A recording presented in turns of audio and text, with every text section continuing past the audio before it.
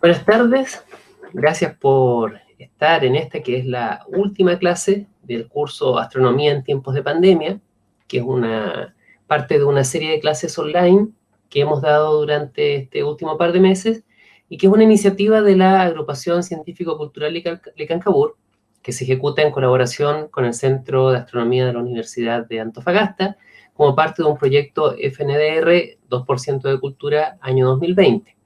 Para las personas que pueden haberse enterado de esta clase de hoy sobre historia de la astronomía regional, porque lo vieron en redes sociales, porque lo vieron en el diario y que no sabían que esto era parte de un curso más largo, le vamos a dejar de ahí la información en el encabezado del video con el acceso que pueden tener a otras clases que hemos dado antes. Y si quieren inscribirse, les comento que hasta este día viernes 20 vamos a estar todavía recibiendo inscripciones de personas que van a poder tener unas semanas todavía para ver las clases atrasadas, y si responden unos cuestionarios que estamos mandando, entonces van a poder tener acceso a una constancia digital de participación.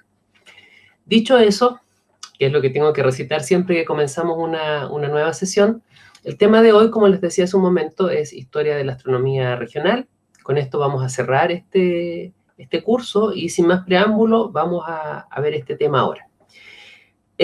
Cuando hablamos de la astronomía regional y nos hemos metido un poquito en conceptos de astronomía, puede que nos suene, por ejemplo, Paranal, ¿verdad?, que comenzó a operar a fines de los 90, o que sepamos que ALMA comenzó a operar en los años 2000. ¿2000 cuánto? Bueno, de ahí lo vamos a ver. Pero en realidad, si hacemos un examen de la historia de cómo comenzó la astronomía en nuestra región, la verdad es que la historia es bastante más antigua que esto, y vamos a hacer una panorámica de todo lo que se ha hecho en términos de astronomía, para lo cual tenemos que comenzar necesariamente hablando de Chile antes que hablar de Antofagasta.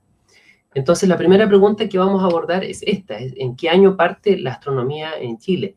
Pero vamos a hacer un... Oh, me dicen acá que no está saliendo la imagen. Perdón, un momentito.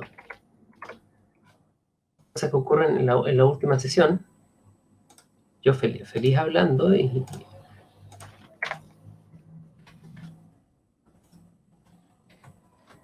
A ver. Ahora creo que debería estarse viendo. Ok, perdón por esta partida falsa, pero ok, ahora sí vamos. Entonces decíamos, vamos a tratar de abordar en primera instancia cuál es el año en que parte la astronomía en Chile, pero aquí tenemos que hacer una pequeña salvedad que creo que es conveniente mencionar. Mi formación profesional es en astronomía, no es en historia, entonces esto lo abordo con mucho respeto por las personas que sí se dedican profesionalmente a la historia, y espero que tal vez parte de lo que yo les voy a mostrar desde la posición que tengo en académica en términos de astronomía pueda también motivar a otros colegas que sí trabajan en temas de historia para a lo mejor profundizar un poco más en todo esto que vamos a ver. Vamos entonces a la pregunta: ¿en qué año parte la astronomía en Chile? Normalmente lo que aprendemos es que la astronomía parte en nuestro país en Santiago a mediados del siglo XIX, pero recientemente hemos sabido que el primer observatorio en realidad estuvo ubicado en la ciudad de Valparaíso, en el Cerro Cordillera. Fue iniciativa de un escocés llamado John Norbert Moat. Estuvo equipado con un telescopio de tránsito, es decir, un telescopio que no estaba pensado para moverse y apuntar en cualquier dirección del cielo, sino que apuntaba a lo largo de un meridiano, imaginémoslo como la línea conectando los polos de la Tierra, pero cruzando por el cielo, y entonces, moviéndose a lo largo de esa línea, podía ver en qué momento es que estaban pasando las estrellas. Esto le servía para hacer mediciones, tanto de tiempo como de brillo de algunas estrellas, y en esta época estamos haciendo trabajos para recuperar el observatorio porque fue abandonado por mucho tiempo sin que hubiera un esfuerzo de la ciudad ni del país de mantener esto en buen estado, de manera que hay una fundación que está trabajando en esto, que es la Fundación Altura Patrimonio, con colegas de la Universidad de Valparaíso, y que tratan de restaurar este sitio. Abajo les dejo un sitio web, que es el primerobservatorio.cl, en que pueden informarse más de la iniciativa, pero dicho esto, vamos a seguir con lo que es la historia más oficial, en cierto modo, que es la que sabemos mejor, y es que la astronomía en nuestro país comienza con la llegada de James Melville Gillis, enviado por el Observatorio Naval estadounidense, a una expedición que tiene como objetivo hacer una medición de paralaje solar.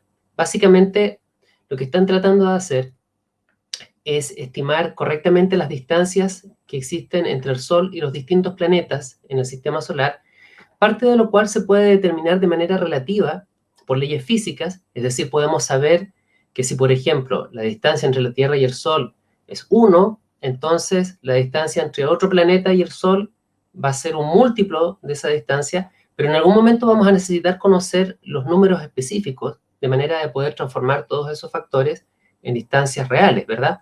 Entonces, eso se hace por medio de un cálculo geométrico que requiere observaciones simultáneas en un par de lugares del mundo, así que no les bastaba quedarse en el hemisferio norte y hacer este trabajo, sino que encontraron que un buen lugar podía ser Chile. Entonces, acá está el reporte que finalmente hizo James Melville Gillis, que trabajó entre los años 1849 y 1852 en Santiago haciendo sus mediciones.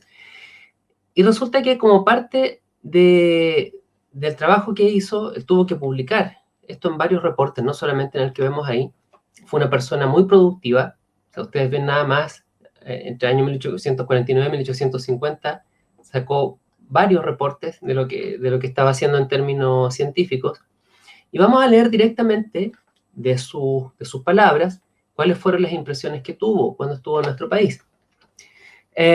Lo que trajo a Chile fue un telescopio que se llamaba el Ecuatorial. Quienes han estado siguiendo las clases de este curso pueden recordar que en una de las sesiones discutimos las coordenadas de azimut de altura y también las coordenadas de ascensión recta y declinación.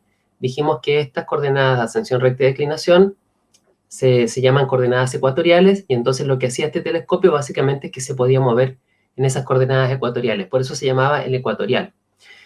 El testimonio de Gillis está disponible en Memoria Chilena, que es una web que permite acceder a muchos documentos patrimoniales de nuestro país. Y acá podemos ver lo que él escribió en inglés, dando cuenta de su trabajo. Puede que algunas personas lo puedan leer directamente, pero para emparejar el acceso voy a traducir. Y dice: fue con gran satisfacción que pudimos trabajar con un instrumento como el nuestro, pero casi que había mucho de ese trabajo. De 132 noches consecutivas después de que montamos el Ecuatorial, hubo solamente 7 noches con nubes. Necesariamente, para poder llegar a una proporción tan grande como esta, el aire debe ser extremadamente seco, que es una condición favorable a la visión telescópica, pero no tanto para los ojos que son usados durante las observaciones prolongadas. O sea, él comienza ahí a decir que tenía mucho tiempo para hacer sus observaciones, lo cual contrastaba con lo que ocurría en el hemisferio norte, en que probablemente perdían muchas noches porque estaba nublado, porque estaba húmedo. Acá ocurría todo lo contrario, pero sin embargo se encuentra con que también son situaciones un poquito desafiantes para una persona que está teniendo que hacer el trabajo en esas condiciones, ya que la sensación comienza a ser un poco molesta. Pero de ahí continúa, dice: sin embargo, con estos instrumentos, con este cielo, que la persona que poseyera siquiera la más mínima partícula de entusiasmo astronómico, como que se olvidaría de todos los males humanos, ¿ya? Y finalmente quedaría como rodeado de amigos con los cuales enfrentar este trabajo. Ok, ¿qué es lo que pasó entonces con las observaciones? Bueno, las completó, y una vez que las completó, él volvió a Estados Unidos, pero él había iniciado conversaciones con el gobierno chileno para poder vender los telescopios que habían traído, no llevárselos de vuelta a Estados Unidos, sino que dejar acá tal vez la semilla de un observatorio. Y hacia el final de su estadía comienza a preocuparse porque se encuentra con que había habido algunos problemas políticos que estaban amenazando la estabilidad del país. Entonces dice acá, problemas domésticos, se habían llevado prácticamente todas las riquezas acumuladas en el tesoro durante años previos de tranquilidad. El comercio, a partir de esta y otras causas, había declinado. Las naves que antes paraban con miles de pasajeros en ruta a California, ya digamos, se apuraban en los puertos, entonces no dejaban sus recursos en el país. Entonces la situación se veía incierta, no sabía si es que esto iba a ocurrir. Sin embargo, segundo recuadro, sabiendo que mis observaciones terminarían a mediados de septiembre, el profesor Domeyko, que era rector del Instituto Nacional, recibió la autorización de decirme que el gobierno estaría contento de comprar nuestros observatorios tal cual como estaban, y entonces acordamos de manera preliminar y no oficial el traspaso. El doctor Charles Moesta, que en realidad esta es una versión que él le puso de llamarle Charles, se llamaba Carlos Moesta, es un graduado de la Universidad de Marburg, fue nombrado director, se le puso en comunicación conmigo de manera que yo le pudiera familiarizar con los instrumentos para cuando estuviéramos listos para entregarlos. Y esto ocurrió finalmente el 15 de septiembre, todo se transfirió al costo pagado a los artesanos, etcétera, etcétera. Y esto es lo que entonces hace que, gracias a la compra de estos instrumentos y este observatorio, en el fondo, como lo habían levantado los estadounidenses en Santiago, Chile se hace del primer observatorio nacional. O sea, más allá del observatorio que había existido en Valparaíso por un tiempo, esto tiene un reconocimiento oficial de parte del gobierno y por eso es que concentra de ahí toda la atención, queda a cargo del Instituto Nacional, que hoy día simplemente hablaríamos de la Universidad de Chile, ¿verdad? Y entonces el primer director es Carlos Moesta. ¿Dónde estuvo el Observatorio Nacional? El Observatorio Nacional estuvo inicialmente, bueno, estuvo siempre en Santiago, pero estuvo inicialmente en el Cerro Santa Lucía. Estuvo ahí hasta el año 1861, dejó de operar en ese lugar porque los que primero lo ocuparon se hallaron con que se acumulaba mucho polvo en la óptica del telescopio y también había algunos fenómenos térmicos que generaban deformaciones en la óptica. Decidieron entonces trasladarlo a la Quinta Normal el año 1862, donde se mantuvo hasta 1915. Pero ahí el problema que encontraron, si bien se salvaron de las otras complicaciones que tenían, es que ahora se acumulaba mucha niebla. Vuelven a trasladar el observatorio el año 1916 y se queda ahí hasta 1961 en un sitio llamado Lo Espejo, que era un sitio razonablemente bueno, pero lo afecta el crecimiento de Santiago, de manera que comienza a estar más rodeado de edificios, hay más vehículos pasando, de manera que ya no son las mismas condiciones que había cuando llegaron. Y entonces el año 1962, finalmente el observatorio se cambia a Cerro Calán, donde se encuentra hasta hoy, pero prontamente deja de ser un sitio apto para la observación astronómica por la contaminación lumínica de Santiago. Si buscamos Cerro Calán en un mapa, nos encontramos que está en medio de la ciudad, entonces en realidad está rodeado por la actividad urbana de Santiago, la ciudad más grande de Chile, también yo creo la más iluminada de Chile, de modo que era realmente imposible desarrollar la actividad astronómica en esas condiciones. Hasta ahí entonces estamos con el Cerro Calán, con el Observatorio Astronómico Nacional en Cerro Calán, hasta el año 1962. Pero vamos a volver ahora al norte del país y nos vamos a hacer esta pregunta. ¿En qué año parte la astronomía en el norte de Chile y cuál es el primer lugar del norte que albergó un observatorio astronómico? Y para poder responder esta pregunta hay que remontarse a lo que está pasando en Harvard, en Estados Unidos, en el año 1879 y que da lugar finalmente a lo que llamamos la estación Boyden. El año 1879 hay un inventor estadounidense que fallece, Uriah Boyden, y que le lega a la Universidad de Harvard $238,000, que hoy en día serían casi $7 millones, con el destino de ser usados para construir un observatorio astronómico en las mejores condiciones atmosféricas posibles. Entonces, finalmente esta plata se transfiere. Parece haber habido una batalla legal con los herederos, pero finalmente un tribunal dijo que el testamento era válido y transfirieron el dinero en el año 1887, de manera que en 1889 Harvard primero establece un observatorio en la cima de Mount Wilson, en California, en el Monte Wilson, pero uno de los astrónomos, llamado Solon Bailey, él viaja a Sudamérica a estudiar posibles sitios de instalación. Uno de los sitios donde se establecen temporalmente se llama Chosica, queda cerca de Lima, y le ponen como nombre Monte Harvard, queda a poco más de, o sea, cerca de 2.000 metros sobre el nivel del mar. Pero desde el año 1890 comienzan a establecerse de manera estable en Arequipa, y ahí fundan lo que se llamó la estación Boyden, la Boyden Station, a 2.400 metros sobre el nivel del mar. Todo esto es historia que está ocurriendo en Perú, pero vean que entre noviembre de 1889 y marzo de 1890 exploró otros sitios y llegó en esa exploración a nuestro país, llegó a Chile. Entonces Harvard se aparece en Chile en el año 1890. Este es Solon Bailey, el astrónomo que andaba por acá, andaba con su hermano en Chile. Estos son los sitios en los cuales él exploró Sudamérica como posibles sitios para instalar este observatorio en el sur del planeta. Ahí está Monte Harvard, cerca de Lima. Ahí el observatorio donde finalmente se quedaron en Arequipa. Y en Chile vienen a un sitio que se llamaba Pampa Central. Pampa Central es lo que hoy conocemos, más bien luego se conoció como la oficina Edwards. Y para llegar a Pampa Central, obviamente tuvo antes que recorrer un poco del resto de Chile. No es que directamente fue a Pampa Central, andaba explorando, y pasó por Antofagasta. De hecho, están publicados sus apuntes hechos a mano. Aquí él hace un dibujo de Antofagasta y hace algunas anotaciones donde está hablando de que hay unos cerros altos por acá, por el borde de la ciudad.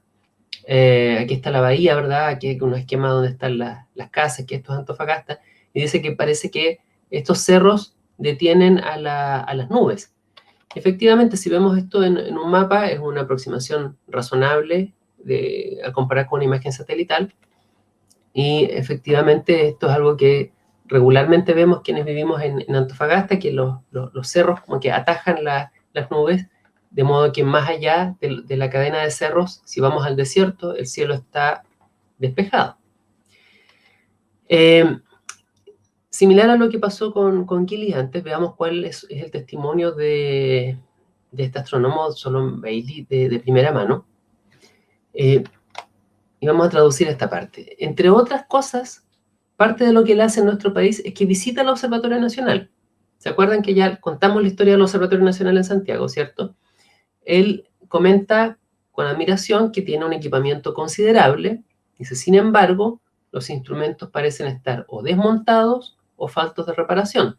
Miren, esto está ocurriendo en el año 1890.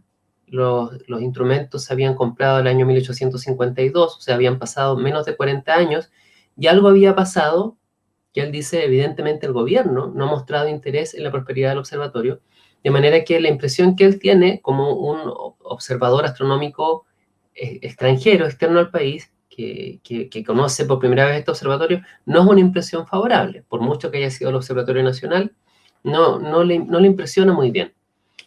Comienza entonces a explorar otras ciudades, no considera que Santiago sea el sitio para desarrollar el trabajo, y como está haciendo una exploración, entonces no tiene tiempo para quedarse por muchas semanas o meses o años en un sitio y de primera mano saber cómo es la calidad del sitio.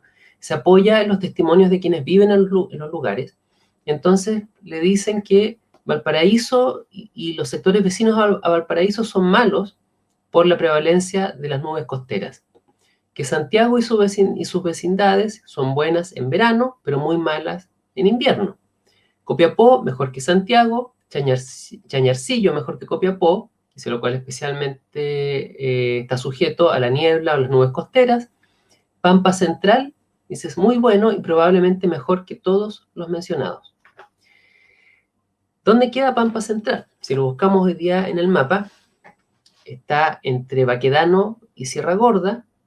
Es como les decía, un sitio que es difícil encontrar buscándolo por este nombre, porque luego cambió de nombre, se llamó la oficina Edwards, como parte de un complejo de oficinas que quedaron todas debajo de este mismo nombre, pero la gente de Harvard mantiene un registro fotográfico de la época, de manera que tenemos algunas imágenes de cómo era la salitrera en aquella época, que hay algunos de los pabellones de trabajadores, algunos de los niños que estaban viviendo en el campamento, y aparte de obviamente dar un poco cuenta de cómo eran las condiciones en el lugar, que no le interesaba solamente por la parte cultural, por la parte más antropológica, sino que para poder tener claro si es que aquí podría funcionar o no un observatorio. Entonces tenía que entender cómo funcionaba el día a día.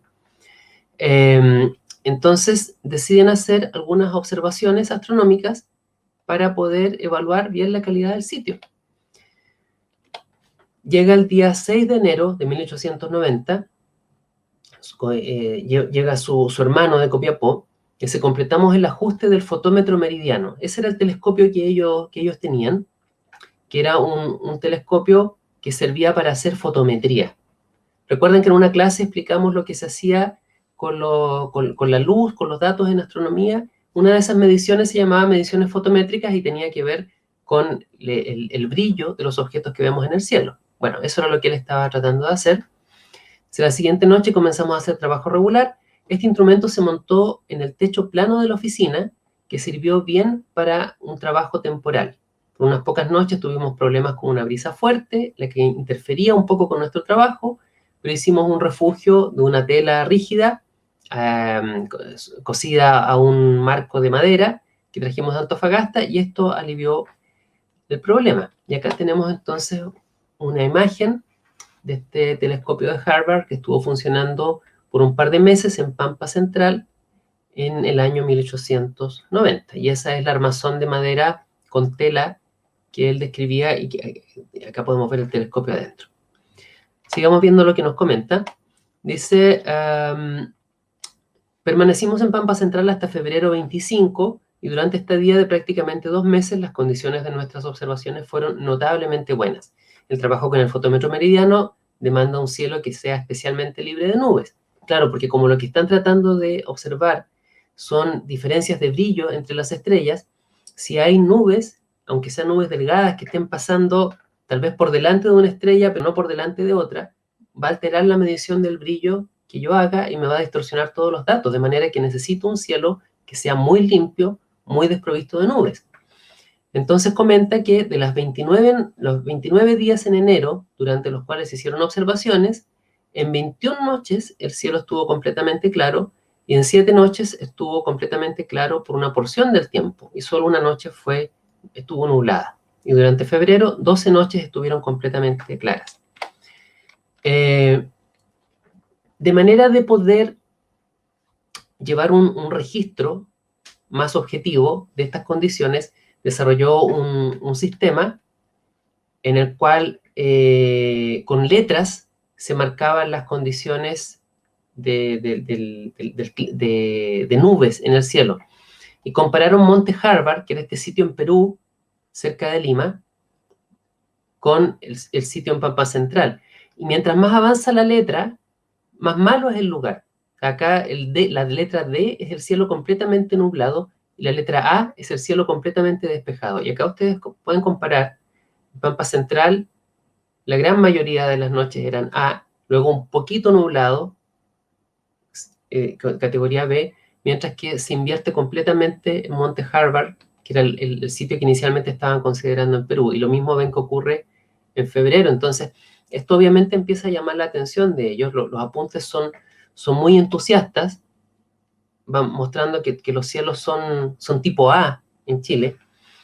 Y sin embargo, a pesar de esto, si se leen las memorias de este astrónomo, él está muy frustrado porque si bien cree que este debería ser el lugar donde tendrían que quedarse, el problema que encuentra es de tipo logístico. Él observa en estas observaciones que hace de la vida del día a día en Pampa Central, que todo tienen que traerlo de otras partes, porque claro, nada se produce ahí, incluso lo más básico, como el agua, por ejemplo. No tienen claro qué es lo que va a pasar a futuro con esta oficina salitrera. Ellos escuchan noticias de que el precio del salitre no está tan estable en ese momento, que la producción de salitre en esa oficina parece que tampoco está estable. Entonces él dice, bueno, yo vengo con un observatorio que no va a estar un par de años, ¿y qué pasa si yo me instalo y, no sé, 5 años más tarde se va a esta oficina porque ya no es rentable económicamente y nos quedamos en medio del desierto sin nada? Entonces, ¿cómo lo hacemos para obtener provisiones o en general cualquier cosa que necesitáramos? Va a ser demasiado caro. Y por lo tanto, con el dolor de su alma, finalmente deciden instalarse no en Monte Harvard, porque era muy malo, sino aquí en Arequipa, que viene a ser este punto intermedio al sur de Perú. Y Arequipa es, podríamos decir, quien se lleva el premio. Allá se instala un observatorio que está alrededor de 30 años y crece teniendo instrumentos de muy alto nivel, finalmente, hay varios domos donde se empiezan a instalar telescopios, hay mucho desarrollo que está ocurriendo en el observatorio, pero también comienza a hacerse evidente un problema que luego hemos visto repetirse en Chile y que ha merecido mucha crítica hacia los observatorios, y es que inicialmente estos observatorios extranjeros que llegan se instalan en el territorio, hacen sus cosas, pero no se vinculan con el territorio en que están. Y eso pasó en Arequipa, de manera que había tecnología más avanzada, una buena calidad de vida dentro del observatorio, pero hubo muchísimas quejas de la comunidad en Perú, de la comunidad local en Arequipa, respecto a la falta de conexión con el observatorio, y los mismos científicos vivían con mucho miedo del entorno, que no lo entendían tan bien, por la inestabilidad política. Les daba la impresión de que en cualquier momento iba a haber alguna guerra civil o algún tipo de conflicto que iba a hacer que a ellos les ocurriera algo o que arrasaran con las instalaciones del observatorio, y no encuentran nada mejor que finalmente construir grandes paredes alrededor del recinto, todavía aislando más el trabajo que estaban haciendo. Bueno, muy mal manejado en términos sociales y políticos lo que se estuvo haciendo allá, así que no sé si es algo que podamos lamentar tanto que no se instaló acá. Pero es un buen precedente, digamos, para mostrar cuando no se han hecho las cosas bien y que se podrían hacer de un modo mucho mejor. Lo que resulta entonces que sí es producto de los datos que fueron tomados en Chile en esa breve estadía en Pampa Central, es una publicación que es un catálogo de estrellas del sur, un catálogo de 7.922 estrellas del sur, tomadas con el fotómetro meridiano entre los años 1889 y 1891, lo que incluye los datos hechos en esta salitrera, ¿verdad? Y que viene a ser el primer survey, que lo traducimos como un catastro, el primer survey estelar publicado con datos tomados en Chile. Hoy en día los surveys, los catastros, estas colecciones grandes de datos, son cosas de todos los años prácticamente. Siempre hay alguien que está con un proyecto, un nuevo survey, pero este es el primero, y es muy importante porque va evolucionando este catálogo hasta colecciones que se ocupan incluso hoy en día, pero la semilla está aquí. Y podemos decir que es una semilla que en parte se sembró con datos tomados acá en Pampa Central. En una versión anterior de esta clase, que la di en formato charla hace un tiempo, yo pasaba aquí a otro tema, pero quiero comentarles con entusiasmo que he descubierto que la historia de este interés de Harvard en Chile no terminó acá. Estaba revisando en los archivos de Harvard online las colecciones de placas de vidrio que ellos tienen, donde aparece qué es lo que contenía cada placa, quién las procesaba, dónde habían sido tomados los datos, etc. Y un día me encontré con esto. Este es uno de los registros de los datos, en que pueden notar que el año 1923 a 1924 hay una colección de datos relativamente grande tomada en Chuquicamata. Y aunque no puse la captura acá, hay una segunda colección de datos que es mucho mayor, que fue tomada entre el año 1925 y 1926, también en Chuquicamata. Y esto está dependiente de Harvard y particularmente de la misma administración que estaba manejando lo de Arequipa. Entonces, ¿qué es lo que ocurrió? ¿En qué momento es que volvieron acá y por qué? Bueno, hurgando un poco, encontré la historia. Vamos a traducir acá. Dice, durante noviembre, esto es del año 1824, si no me equivoco, 23 o 24, dice, 2 telescopios fueron transferidos de la estación Harvard en Arequipa, Perú, a Chuquicamata, en el norte de Chile, para llevar a cabo trabajo espectroscópico y fotométrico de estrellas débiles, para poder continuar sin mucha interrupción durante la estación entre noviembre y marzo, en que prevalecen las condiciones nubosas en Arequipa. Revisando los apuntes de ellos, lo que pasa es que, claro, llevaban ya 33 años en Arequipa y notaban que todos los años estaban perdiendo muchísimas noches de trabajo entre noviembre y marzo. O sea, 4 meses, 5 meses prácticamente, viene a ser estar perdiendo un poco menos de la mitad del año en un sitio donde, bueno, ya habían invertido bastante, pero el rendimiento de su trabajo se reducía mucho en esa fracción del año. Entonces querían encontrar algún otro sitio al cual cambiarse y decidieron volver a explorar Chile y encontraron que Chuquicamata podía ser el sitio apropiado para esto. Entonces traen este telescopio y otros, y finalmente hasta el año 1926 mencionan que traen un triplete de 10 pulgadas, marca Metcalf, y otro de la lente Ross-Tessar de 3 pulgadas, y para mi sorpresa, parte de lo que ellos estudian acá son los datos necesarios para desarrollar el catálogo Henry Draper. Vamos a ver de qué se trata esto en un momento, pero es uno de los catálogos fundamentales en la astronomía moderna. Yo no tenía la menor idea de que esto había sido en parte construido con datos tomados ni más ni menos que en Chuquicamata. Encontré una imagen que no es una foto. Pienso que puede haber fotos, pero probablemente esto esté contenido en archivos que no están digitalizados, que no están online, sino que hay que ir a Harvard, como está ocurriendo en otros casos que les voy a mostrar, que no está todo online. De hecho, lo que hay online es algo así como entre un 1 y un 5% de la información, así que no queda otra que ir a zambullirse en los papeles para ver muchos de los antecedentes de lo que ellos estaban realizando, pero sí logré encontrar un dibujo que uno de los observadores hizo en Chuquicamata. Y podemos ver que este dibujo, que está hecho en tinta y lapigrafito, muestra que la instalación no fue una instalación pequeña. Al parecer hubo 3 domos con techo deslizante en que se instalaron telescopios para hacer estas mediciones. Y pude ver fotos de los telescopios instalados en otras partes del mundo, porque al parecer los llevaban cuando era necesario. Y efectivamente, este es el tipo de instalación en que los montaban, de modo que seguramente esto es algo que ellos tenían como algún procedimiento para andar acarreando solamente el instrumento, pero la instalación reproducirla de un sitio a otro. Yo dudo que hayan andado acarreando todo el edificio de una parte a otra del mundo, así que probablemente esto lo hacían en cada parte.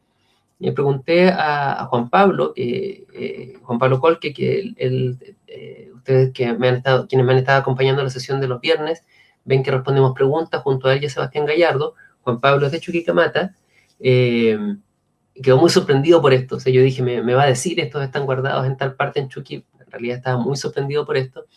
Y cuando buscamos las coordenadas que aparecen de la instalación de esta estación apuntan a un sitio que sorprendentemente está en medio de Chuquicamata.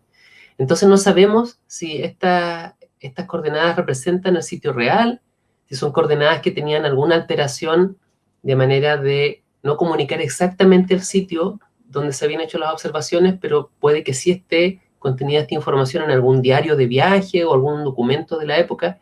Es el tipo de cosas que va a haber que ver. Pero lo que Juan Pablo sí me comentó es que acá, si nos rigiéramos de manera literal por estas coordenadas, encontramos que este es un sitio que él siempre ha conocido como que ha estado vacío. Así que bueno, quién sabe, en una de esas puede ser que ahí estuvo alguna vez instalada esa estación de observación de Harvard. Parte de lo que nos interesa en relación a este punto de la historia es, como les decía, que se tomaron datos para el catálogo Henry Draper, particularmente para la extensión de este catálogo. Y aquí hay una historia bien interesante que contar, y es que si vemos las circulares de Harvard de las primeras décadas del siglo XX, nos encontramos acá, por ejemplo, con un reporte que dice que estas observaciones con este telescopio Metcalf, el triplete Metcalf, están siendo reducidas por la señorita Cannon, y que consideran datos tomados en Arequipa, Perú y Chuquicamata. ¿Quién es Annie Jam Cannon? Annie Jam Cannon es una astrónoma que hoy es famosa en lo que es un esfuerzo por recuperar el aporte de muchas mujeres a la historia de la astronomía.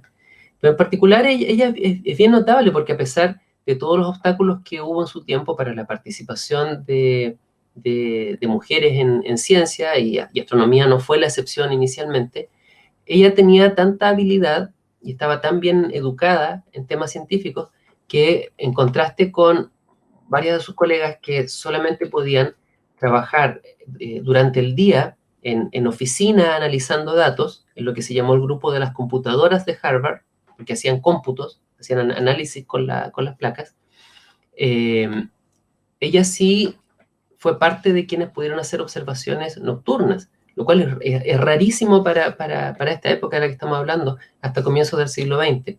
Y de hecho, esta es Annie Jam Cannon haciendo observaciones en Arequipa, en Perú, en esa estación de la que ya hemos hablado, la estación Boyden.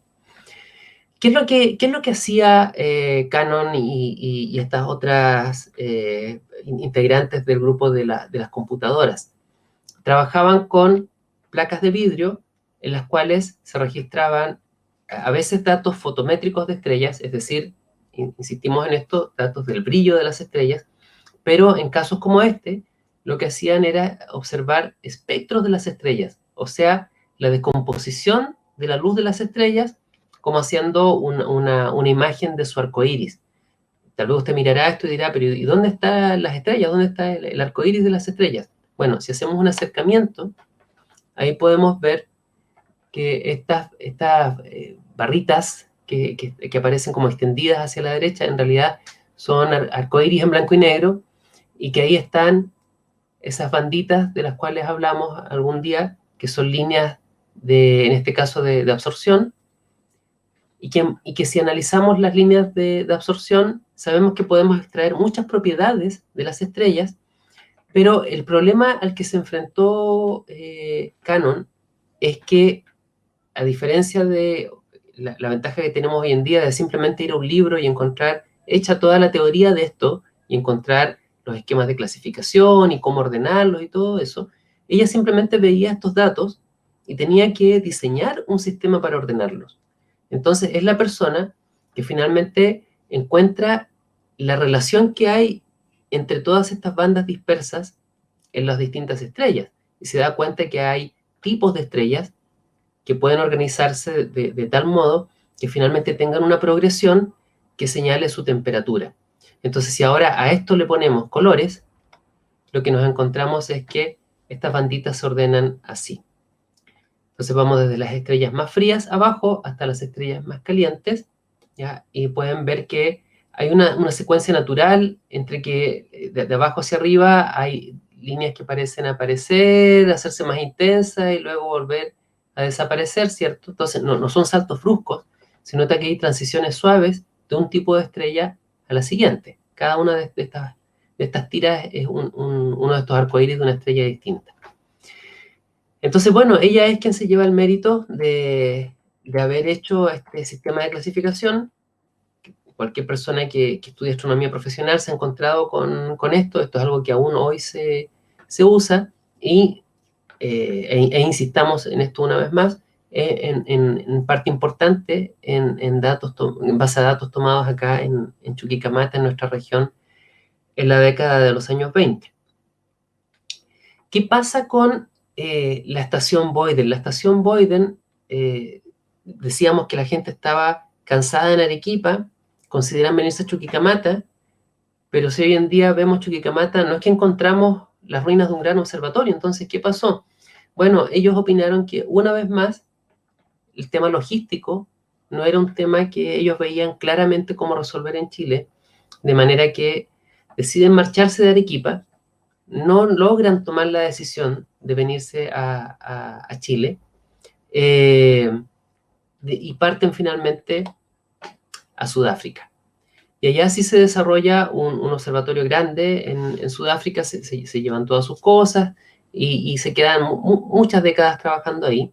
Esta foto es de los años 50, y de hecho es provista por la ESO, por el Observatorio Europeo Austral, del tiempo en el cual la ESO estaba buscando algún lugar para establecerse en el mundo.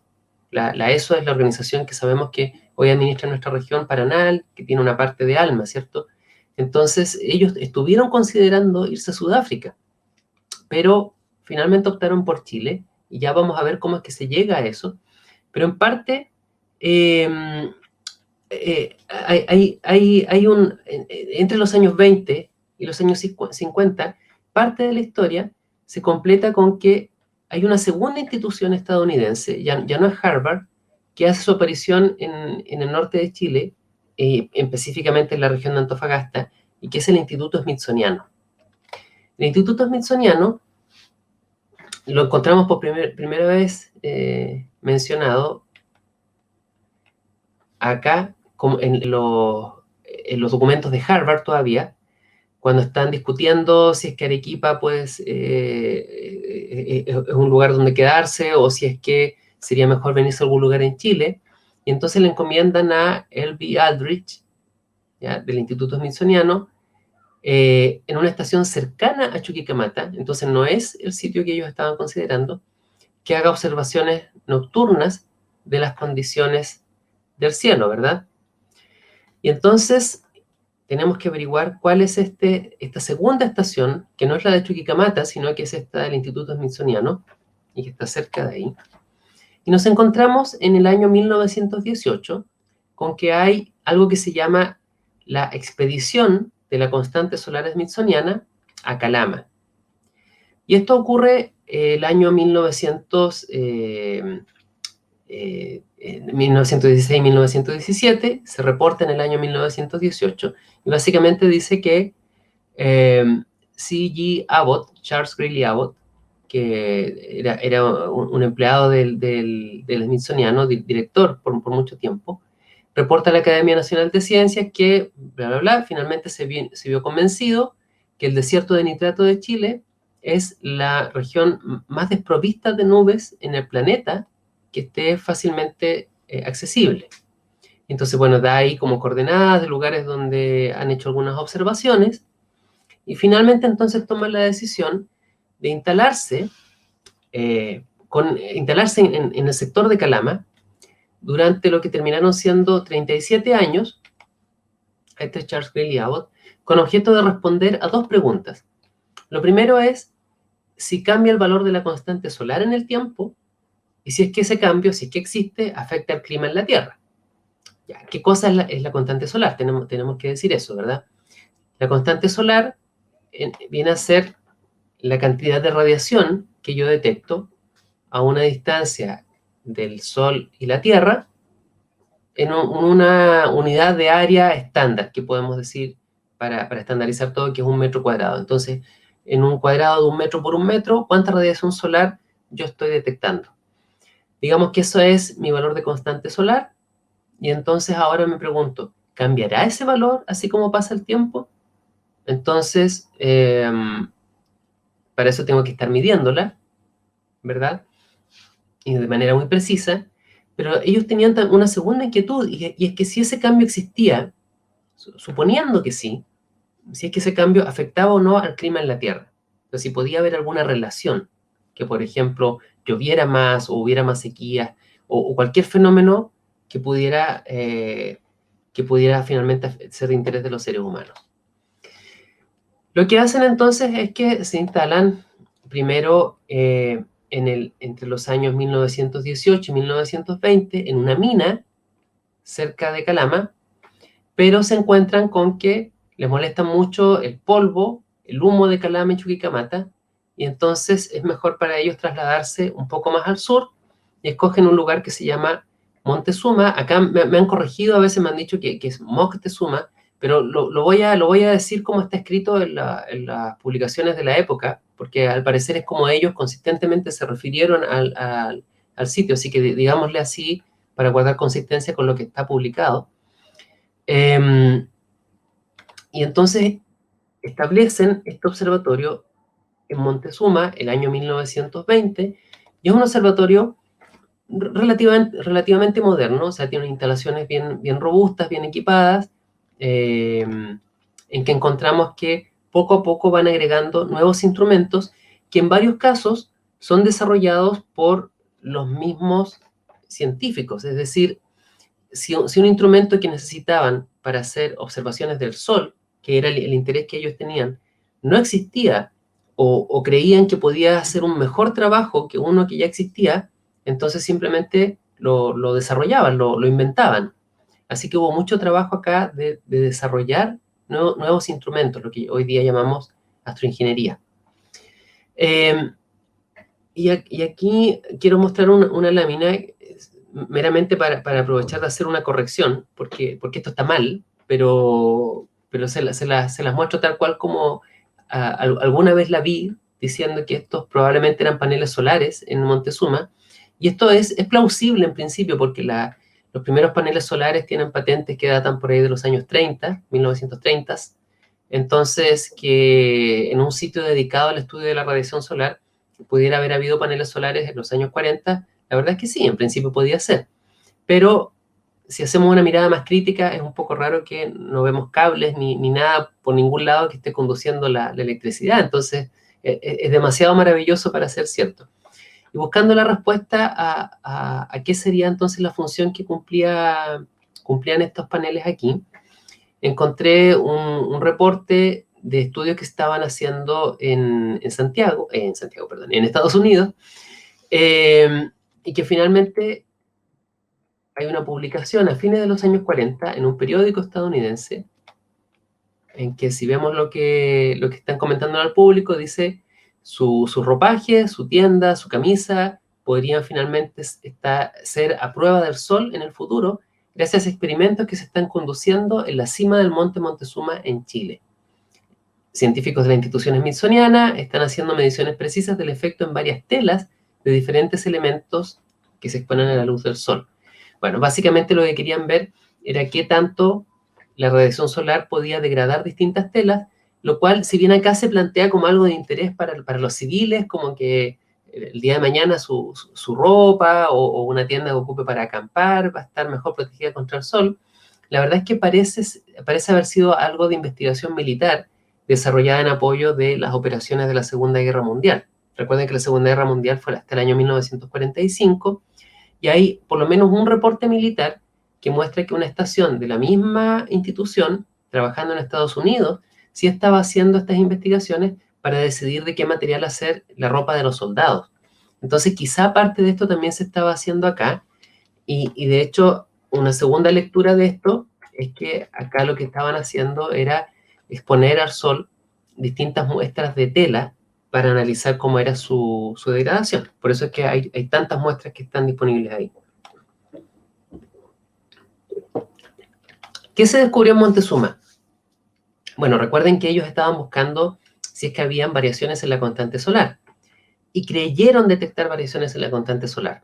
De hecho, si se leen los reportes, durante algunas décadas ellos están reportando en distintas publicaciones que el sol varía, y están los gráficos y con mucho detalle los análisis, pero luego hemos visto en décadas posteriores que si bien hay variaciones, las variaciones son muchísimo menores que lo que ellos detectaban.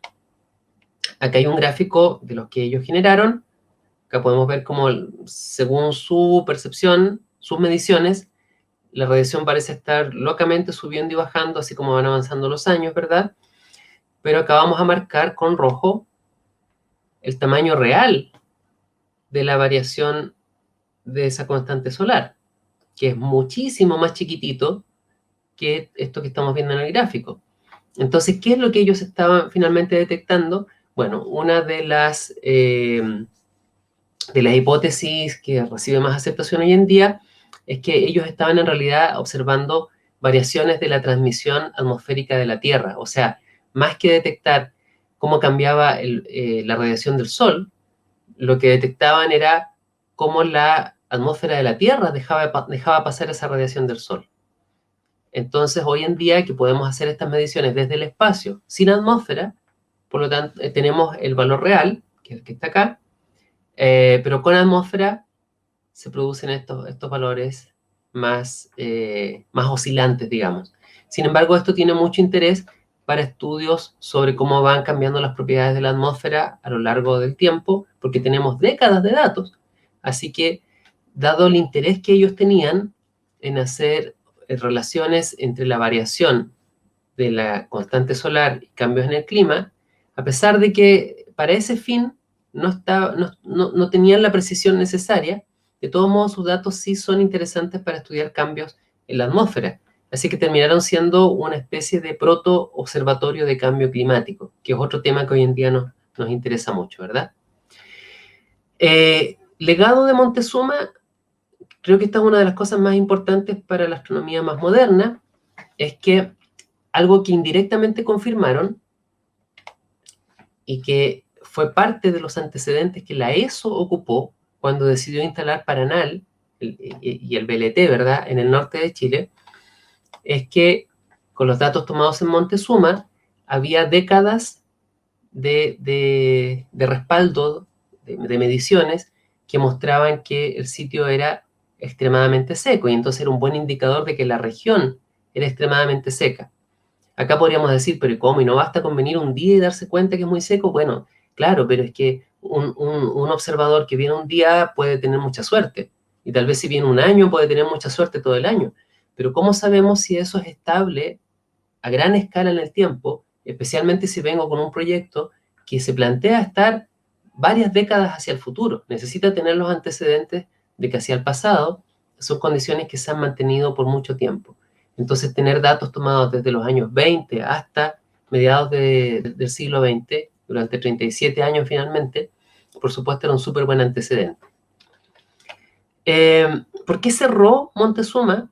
Cerró el año 1955 por el polvo de Chuquicamata. Recordarán que ya se había tenido que mover una vez hacia el sur de Calama, alejándose del polvo, pero la operación creció, comenzaron a instalar nuevas tecnologías en Chuquicamata que eran un poquito más contaminantes de la atmósfera que las anteriores, y eso perturbaba demasiado las mediciones que ellos podían hacer, y bueno, no había cómo enfrentarse a la minera, ¿cierto? Y debido a la contaminación, que en ese caso no fue contaminación lumínica, sino que fue directamente contaminación de polvo, finalmente el observatorio tuvo que cerrar. ¿Qué pasa a continuación? En los años 50 entra en escena una persona que se llama Federico Rutjant. Federico Rutjant era director del Observatorio Astronómico Nacional. ¿Se acuerdan que habíamos dejado el Observatorio Astronómico Nacional al comienzo trasladándose de un lugar a otro en Santiago, pero ya estando claro que no iba a ser el gran observatorio que podía estar en Chile? Él realiza en esta década una promoción muy activa de las bondades de los cielos chilenos, lo cual finalmente deviene en que se llegan a Chile Cerro Tololo, La Silla, El Roble y el Radio Observatorio de Maipú. Al menos así nos cuentan la historia. Pero veamos esta historia con un poquito más de detalle, porque van a ver que Antofagasta vuelve a jugar un rol que es significativo. Y para eso tenemos que recontar brevemente qué cosa fue el Año Geofísico Internacional. El Año Geofísico Internacional se celebraba con otro nombre, como el Año Internacional Polar, desde el siglo XIX y cada cierto número de décadas. No es que había un acuerdo de decir lo vamos a celebrar cada 30 años, cada 40 años, sino que a veces como que las cosas cuajaban, o sea, había tantos descubrimientos nuevos que un grupo de científicos se reunía y decía, es momento de que tengamos una reunión para volver a hablar sobre estos temas y en el fondo se centraban en ciencias del polo norte y del polo sur.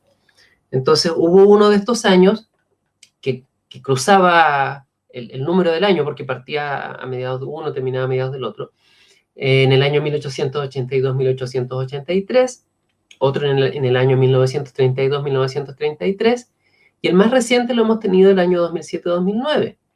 Pero entre medio, el año 1957-1958, hicieron uno que fue parte de esta serie, pero que recibió un nombre distinto, se llamó el año geofísico.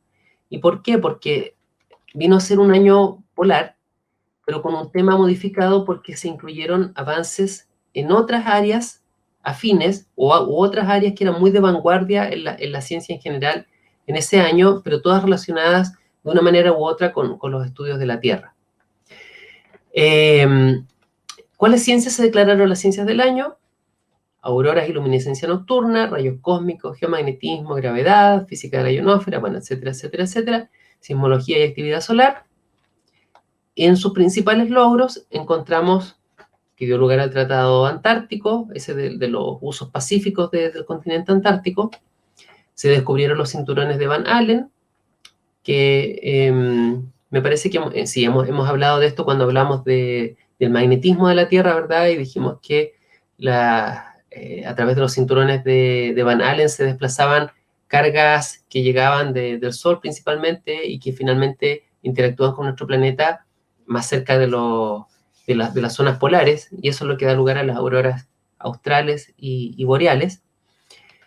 Se confirmó la teoría de placas tectónicas observando el fondo oceánico, pero también se lanzan los primeros satélites artificiales. Y esta es la parte que nos interesa en este punto de la conversación. ¿Cuál fue el primer satélite puesto en órbita? Bueno, fue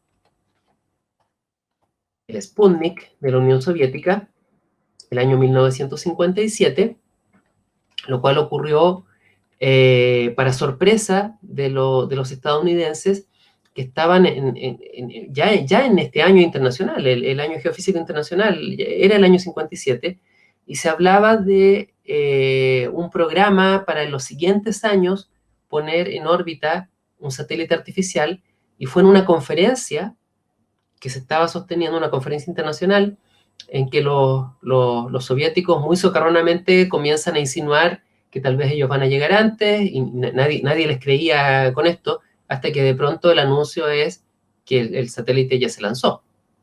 Y esto, se imaginarán el balde de agua fría que fue para todos, especialmente los estadounidenses, que estaban convencidos que ellos iban a ser los primeros.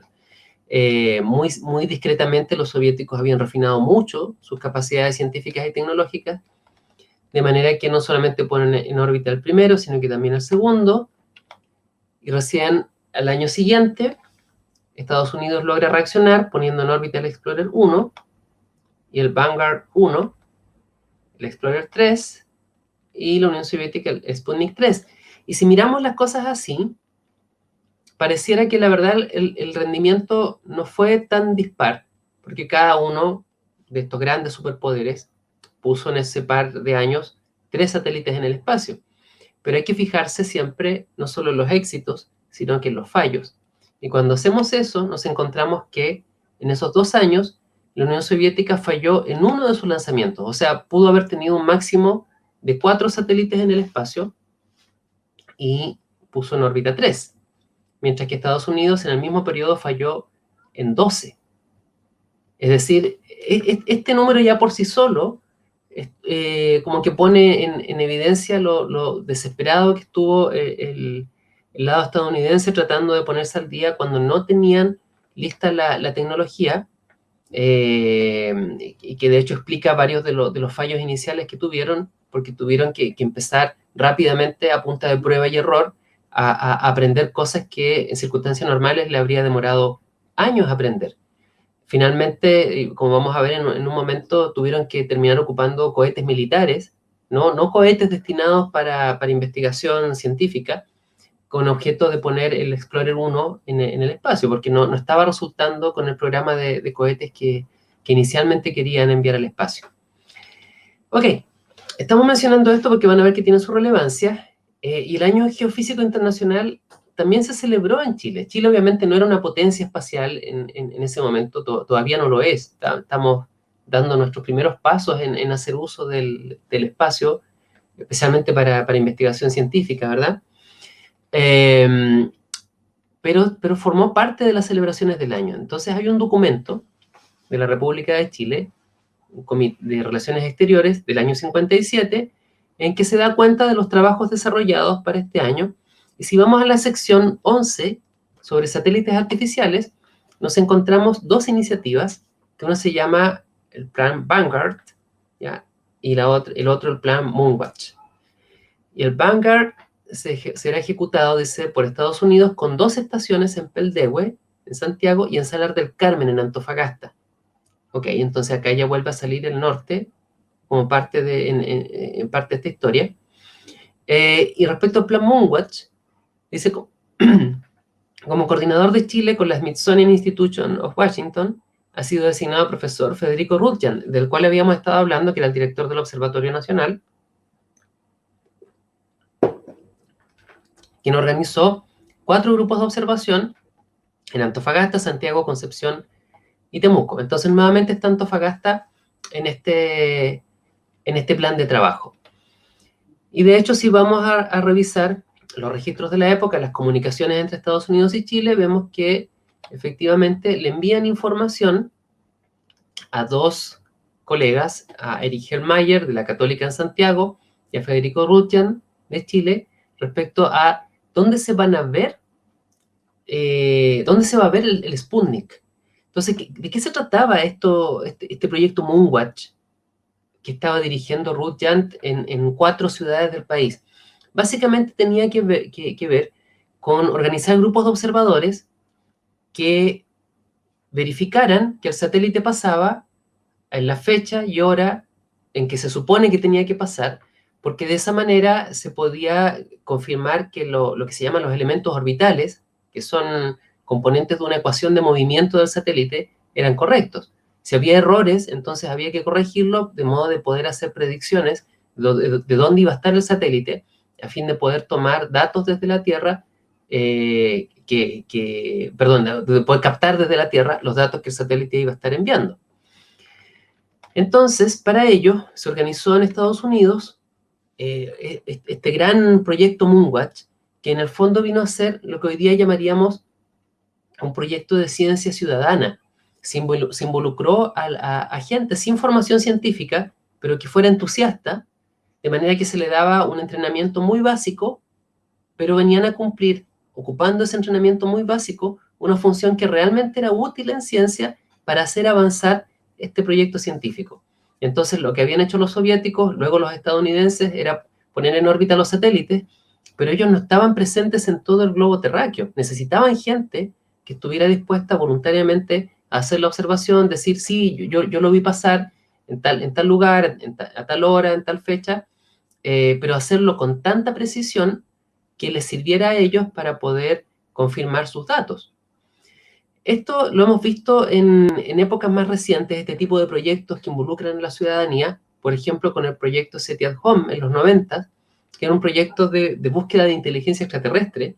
Entonces, lo que se hacía es que se tomaban datos en radiotelescopios, buscando algún patrón que pudiera ser de origen inteligente, y se le enviaban los datos de manera automática a personas que no tenían por qué ser científicas, sino que ponían su computador a disposición de ese proyecto, de manera que cuando la persona no lo estaba ocupando, los datos se descargaban, eran analizados en el computador y se enviaba el análisis de vuelta. Y ahí el gran gancho era que si encontrabas eventualmente una señal inteligente, ibas a ser co-descubridor de ese descubrimiento. ¿Cómo funcionaba el proyecto Moonwatch? Bueno, se le enseñaba a la gente cómo construir pequeños telescopios, o se les vendía pequeños telescopios, pero que eran muy baratos, costaban algo así como, no sé, unos 20.000 pesos o algo de ese estilo. La idea es que fueran muy, muy baratos. Y estaban diseñados de tal modo que se miraba hacia abajo, no hacia arriba. Entonces, por eso tienen un espejito donde se reflejaba la luz que se estaba viendo hacia arriba. ¿Por qué? Bueno, meramente por comodidad, ya que había que estar un buen tiempo esperando el tomar la observación. La idea era que la persona no le empezara a doler el cuello y entonces iba a dejar de observar. La idea es que estuviera cómoda. Así que se diseñaron los telescopios de tal manera que apuntaba hacia abajo y esperaba el paso del satélite. Telescopios de campo amplio, de manera que se cubriera un trozo del cielo grande y se pudiera reportar la observación, pero por si acaso se organizaban arreglos de varios observadores, uno al lado del otro, de manera que observaban trocitos del cielo ligeramente distintos, y cuando uno de ellos observaba algo, entonces lo decía en voz alta, mientras había otra persona que estaba a cargo de controlar el tiempo. De manera que de ese modo se coordinaba que podía haber un registro, podría ser incluso en una grabadora, con alguien diciendo el tiempo y otra persona diciendo en voz alta cuando había visto pasar por tal de estos telescopios el satélite. Con eso ya se podía reconstruir con mucha precisión la observación. El proyecto fue muy exitoso, mucha gente se entusiasmó en el mundo, pero no tenemos detalles de quienes participaron exactamente acá en Chile, y de hecho no tenemos registro de si finalmente algo ocurrió en Concepción y Temuco. Sin embargo, si vamos a ver los reportes hechos el año 57 de los datos tomados en distintas estaciones de observación en el mundo, nos encontramos con que Chile reportó 3 observaciones. El país que se volvió loco observando esto fue Japón, como podemos ver acá. Pero Chile tuvo un respetable como tercer lugar, porque el segundo lugar lo compartieron Argentina, Australia y Sudáfrica. En tercer lugar queda Chile con sus 3 observaciones. 2 de ellas podemos ver que fueron hechas en Santiago, y mirando las coordenadas, fueron hechas en la base aérea El Bosque. Pero la última, yo pensé que ya no íbamos a quedar fuera de la lista, y la última observación que figura ahí fue hecha en Antofagasta. Entonces, de los primeros datos que existen de observación de un satélite artificial fueron hechos acá en la ciudad, pero lo que es un poco desconcertante, y es uno de los misterios que aún arrastro resolver cuando pueda presencialmente ir a revisar los apuntes de los observadores de la época, lo cual es un poco complicado mientras dure la pandemia, y bueno, y hay que viajar a otra ciudad o a otros países inclusive, es que si buscamos estas coordenadas, literalmente esto nos apunta a un sitio en el mar.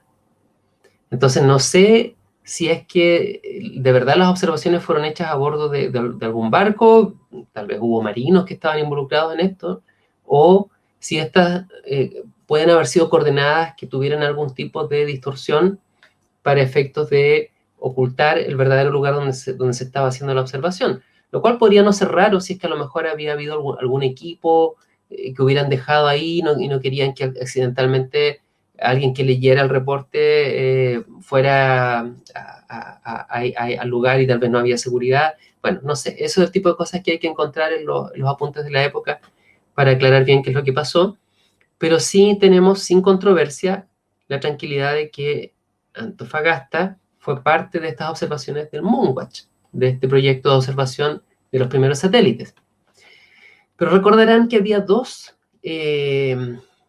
proyectos que Chile declaró para el Año Geofísico Internacional. Uno de ellos fue Moonwatch y el otro fue el proyecto Vanguard en Salar del Carmen. ¿Qué pasó con Vanguard? Esto es una memoria escrita por NASA, un poquito para mostrar el dramatismo del momento. Dice acá, cuando la Unión Soviética lanzó la Sputnik en el año 57, quedamos inicialmente totalmente desmoralizados. Esto duró unas 24 horas. Entonces, bueno, nos pusimos los calcetines, o sea, como que nos recuperamos anímicamente, ¿cierto? Y montamos rápidamente un sistema de 40 MHz y 3 cajas de antenas que las enviamos a Lima, Perú, Antofagasta y Santiago. Y rápidamente comenzamos a seguir a este nuevo pájaro, al satélite que estaba orbitando la Tierra. Desafortunadamente no era nuestro, pero mientras no estábamos contentos, ganamos de todos modos valiosa experiencia para los primeros vehículos Vanguard que se esperaba que iban a volar en diciembre de 1957. La Unión Soviética había trabajado secretamente en el Sputnik. Estados Unidos estaba trabajando más abiertamente en una serie de satélites que se llamaban Vanguard, como Vanguardia, y que eran los que ellos pensaban iban a ser los primeros en el espacio.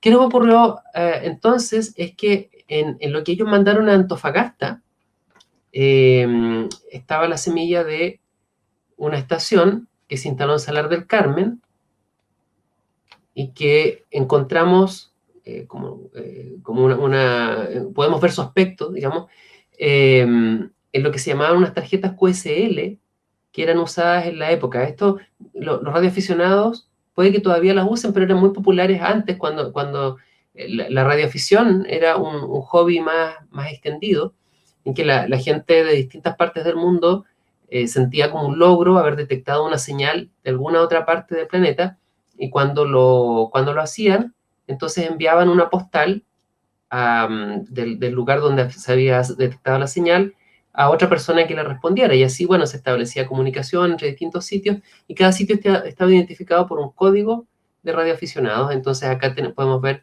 el código de la estación en Salar del Carmen, que estaba al lado de Antofagasta, y que es del año 1959 la tarjeta, pero que nos muestra cómo era el aspecto de la estación inicial, que básicamente era como un remolque móvil con algunos equipos.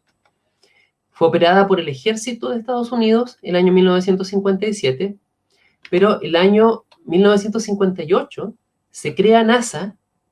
Entonces NASA viene a ser una división que ahora está a cargo de investigaciones científicas. Ellos llegan a Chile, hacen un acuerdo con la Universidad de Chile en ese momento, y finalmente este acuerdo se transforma en un contrato que dura unas décadas, con un beneficio económico bastante sustancial para la Universidad de Chile. Bajo el contrato NAS 5.925. Y entonces comienza la operación, como les decía, primero por parte del ejército estadounidense, luego por parte de personal de la NASA y Universidad de Chile, desde el año 1958, siempre en Salar del Carmen. Y esto, bueno, goza de cierta fama por un tiempo. Acá ustedes pueden ver más de estas tarjetas de la época, donde como que hay un poco de humor, como que se ironiza respecto a cómo ellos están ahí como impulsando el satélite, en este caso como le da un puntapié. Acá más seriamente dice que le están haciendo como el seguimiento a los satélites, ¿verdad? Y lo que se instala en Salar del Carmen es una estación de monitoreo tipo radio observatorio hecha y derecha. O sea, tiene equipos muy modernos, muy avanzados, con todo el presupuesto acorde a una misión de esa importancia. Y que hoy podemos ver gracias a quien parece haber sido un operador de esa estación, de nombre Henry Rivas. Me encantaría tener más información de don Henry. Si alguna persona que llega a escuchar esta clase tiene más datos que compartirme, feliz de saber más. Solamente he encontrado que la persona trabajaba para una empresa que al parecer tenía que ver con temas eléctricos, y que finalmente se involucró en la operación de esta estación, pero no tenemos claro nada más que eso. Pero apreciamos, gracias a su fotografía, poder ver cómo era la estación. El hecho es que esta estación se mantiene ahí hasta el año 1963, pero podemos ver en reportes de la época, este es un reporte militar del año 58, que aunque supuestamente estaba pensada para trabajar nada más en el rastreo de Vanguard, del satélite estadounidense, ¿verdad?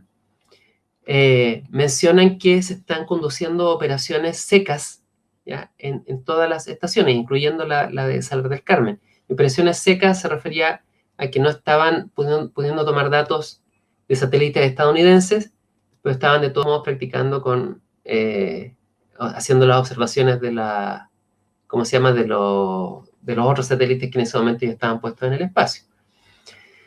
Entonces teníamos el Sputnik 1, fue puesto en órbita el año 57, ¿verdad? El Sputnik 2 también el año 57. Fíjense que un mes más tarde, y entonces el Vanguard 1 se esperaba para diciembre de ese mismo año, pero lamentablemente lo que pasó es lo que estamos viendo ahí, que no fue muy agradable, por supuesto. Entonces no hubo Vanguard 1, y en medio de esa desesperación es que ocurrió lo que les comentaba, que Estados Unidos finalmente mandó, usando cohetes militares, el Explorer 1 al espacio, y finalmente en marzo el Vanguard 1. Y aquí pueden ver que son diseños muy diferentes, formas muy diferentes.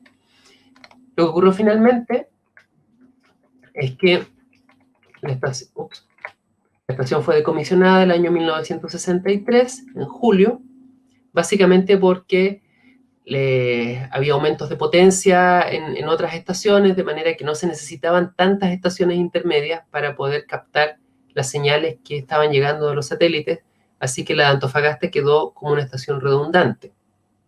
Se prefirió seguir trabajando con la que estaba en Santiago, me imagino por un tema también de logística, como ya vimos que varias veces afectó a la región de Antofagasta antes, la seguía afectando. Y cuando habla acá de que los equipos de la estación fueron removidos y enviados a otras ubicaciones, todo lo que estaba acá en Antofagasta finalmente se fue a Santiago. Así que de querer seguir la historia, hay que hacer investigación en los archivos de allá de qué es lo que pasó con los equipos y con todo lo que estaba en este lugar. ¿Qué hay hoy si es que vamos a Salar del Carmen? Este lugar no ha tenido ninguna protección. De hecho, sabemos las coordenadas exactas porque están en los documentos técnicos de NASA. Parece ser parte de algún tipo de instalación minera o faena. Entonces hay años en los que podemos ver con imágenes satelitales que ha sido ocupada como estacionamiento para guardar carga durante algún tiempo. Pero, por ejemplo, acá, no sé, parece que había un cobertizo que unos años más tarde ya no está. Entonces el lugar está muy descuidado, probablemente queden cimientos solamente a estas alturas. Así que no tenemos idea de si queda alguna cosa hoy. Eso es una cuestión que tenemos pendiente. Está cerquita de Antofagasta, pero hay que echar una mirada y hacer un estudio bien hecho. Tras el año geofísico internacional, debido a que Rutjan había estado ayudando a coordinar los esfuerzos de Moonwatch, ¿verdad? Entonces fue invitado a Washington, y en Washington supo del interés de las universidades de Chicago y Texas por instalar un observatorio en el hemisferio sur, y esas universidades estaban pensando en instalarse, adivinen dónde, en Sudáfrica, donde siempre parece como que le estaba haciendo la competencia a Chile en aquella época. Y Rutjan interviene, conversa con representantes de estas universidades, y finalmente hay visitas a Chile, se analiza cuáles son las situaciones en el norte, y de estas visitas y conversaciones surge la creación del observatorio Cerro Tololo, que comenzó a hacer mediciones científicas el año 1962. La ESO, sabiendo que Estados Unidos estaba viniendo a Chile, tomó interés también entonces en cuáles eran los datos y condiciones que les habían llevado a tomar esa decisión, y decide también venirse con sus telescopios a la silla el año 1969. Todavía han tomado la decisión el año 63, pero comenzaron a operar el año 69. Esto es lo que en el fondo abre las compuertas del desarrollo de la astronomía a nivel de grandes observatorios internacionales en nuestro país. Y acá llegamos a una sección que es más propia de la astronomía moderna, por llamarla de algún modo, que podemos mostrar con cómo van cambiando la concentración de telescopios de distinta escala en el planeta. Entonces tenemos el año 1985, ya llevamos unos 20 años más o menos desde que se instalaron esos primeros observatorios de Tololo, La Silla, en la región de Coquimbo. El año 1985, los telescopios de 4 metros de diámetro están distribuidos como los estamos viendo ahí. Entonces, si trazamos una línea imaginaria del Ecuador, de la mitad del planeta, ¿verdad? Podemos ver que de todos modos los grandes telescopios están cargados hacia el hemisferio norte. Los los telescopios de 4 metros tienen algunos en Chile, unos en Australia, pero en general los encontramos hacia el norte. Esto es Hawái, esto es el lado de California, o sea, la costa oeste de Estados Unidos. Estos son las Islas Canarias, esto es el territorio continental europeo, ¿verdad? Y esto es un telescopio en la Unión Soviética en aquella época. Pero pasan 20 años, llegamos al año 2005, y el panorama ha cambiado significativamente. Las pelotitas amarillas que vemos ahí, ahora ya no son telescopios de 4 metros de diámetro, sino que son telescopios de 8 metros de diámetro, y vemos que se han cargado ahora más hacia el sur. ¿Por qué está pasando esto? Bueno, en parte porque las condiciones de observación son mucho mejores que en el hemisferio norte, hay mejor control de la contaminación lumínica, hay mejor visibilidad de algunos objetos que son de alto interés en astronomía desde el sur, así que el interés de los grandes consorcios astronómicos comienza a volcarse hacia el sur, pero no a cualquier parte del sur, sino que, como pueden ver, de preferencia a nuestro país. Acá no tenía espacio para poner más pelotitas, pero todas esas pelotitas que estamos viendo acá están en Chile. De hecho, esas 4 que están arriba son las del VLT, que comenzó a funcionar en los 90 en nuestra región. Y lo que estamos proyectando que va a ocurrir ahora, dentro de poco, es el funcionamiento de los primeros megatelescopios, que estos son telescopios ahora del orden ya no de 4 metros, ya no de 8 metros de diámetro, sino que de escala 30 metros de diámetro, o sea, más o menos un tercio de una cuadra de diámetro. 2 de los cuales van a estar en el sur, en Chile, uno de ellos en el norte, en Hawái, pero este, que es el TMT, el telescopio de 30 metros, hasta el año 2016 todavía estaba considerando tal vez venirse a Chile. Finalmente decidieron quedarse en Hawái, que creo que en parte por decisiones más económicas y políticas, pero por condiciones naturales, quizá los 3 megatelescopios que vienen habrían estado en nuestro país. De estos 2, uno de ellos es el ELT, el telescopio que se está construyendo en Armazones. El otro es el GMT, el telescopio gigante de Magallanes, que se está construyendo en la región de, bueno, decimos Coquimbo, pero en realidad es la parte límite entre la región de Atacama y Coquimbo. Por supuesto, decíamos, esto se ve en gran medida afectado por las condiciones favorables que tiene el hemisferio sur para la observación, y parte de eso es la escasa contaminación lumínica que detectamos si comparamos hemisferio norte con hemisferio sur, ¿verdad?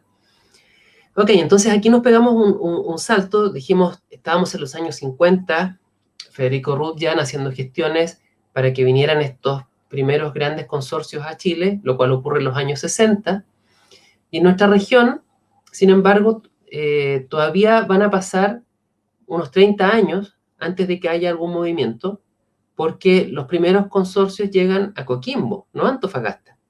Sin embargo, el año 1995, el observatorio Cerro Armazones es establecido por parte del astrónomo Luis Barrera, que él trabajaba para la Universidad Católica del Norte en aquella época, el 2 de diciembre de 1995, y él planteó inicialmente que esto iba a ser una colaboración con la Universidad de Bochum en Alemania. De hecho, hay una publicación del año 2002 en que él cuenta cuáles son los telescopios que tiene este observatorio. Dice que es un telescopio de 84 centímetros, que es el de ese domo medio cuadradito que se ve allá.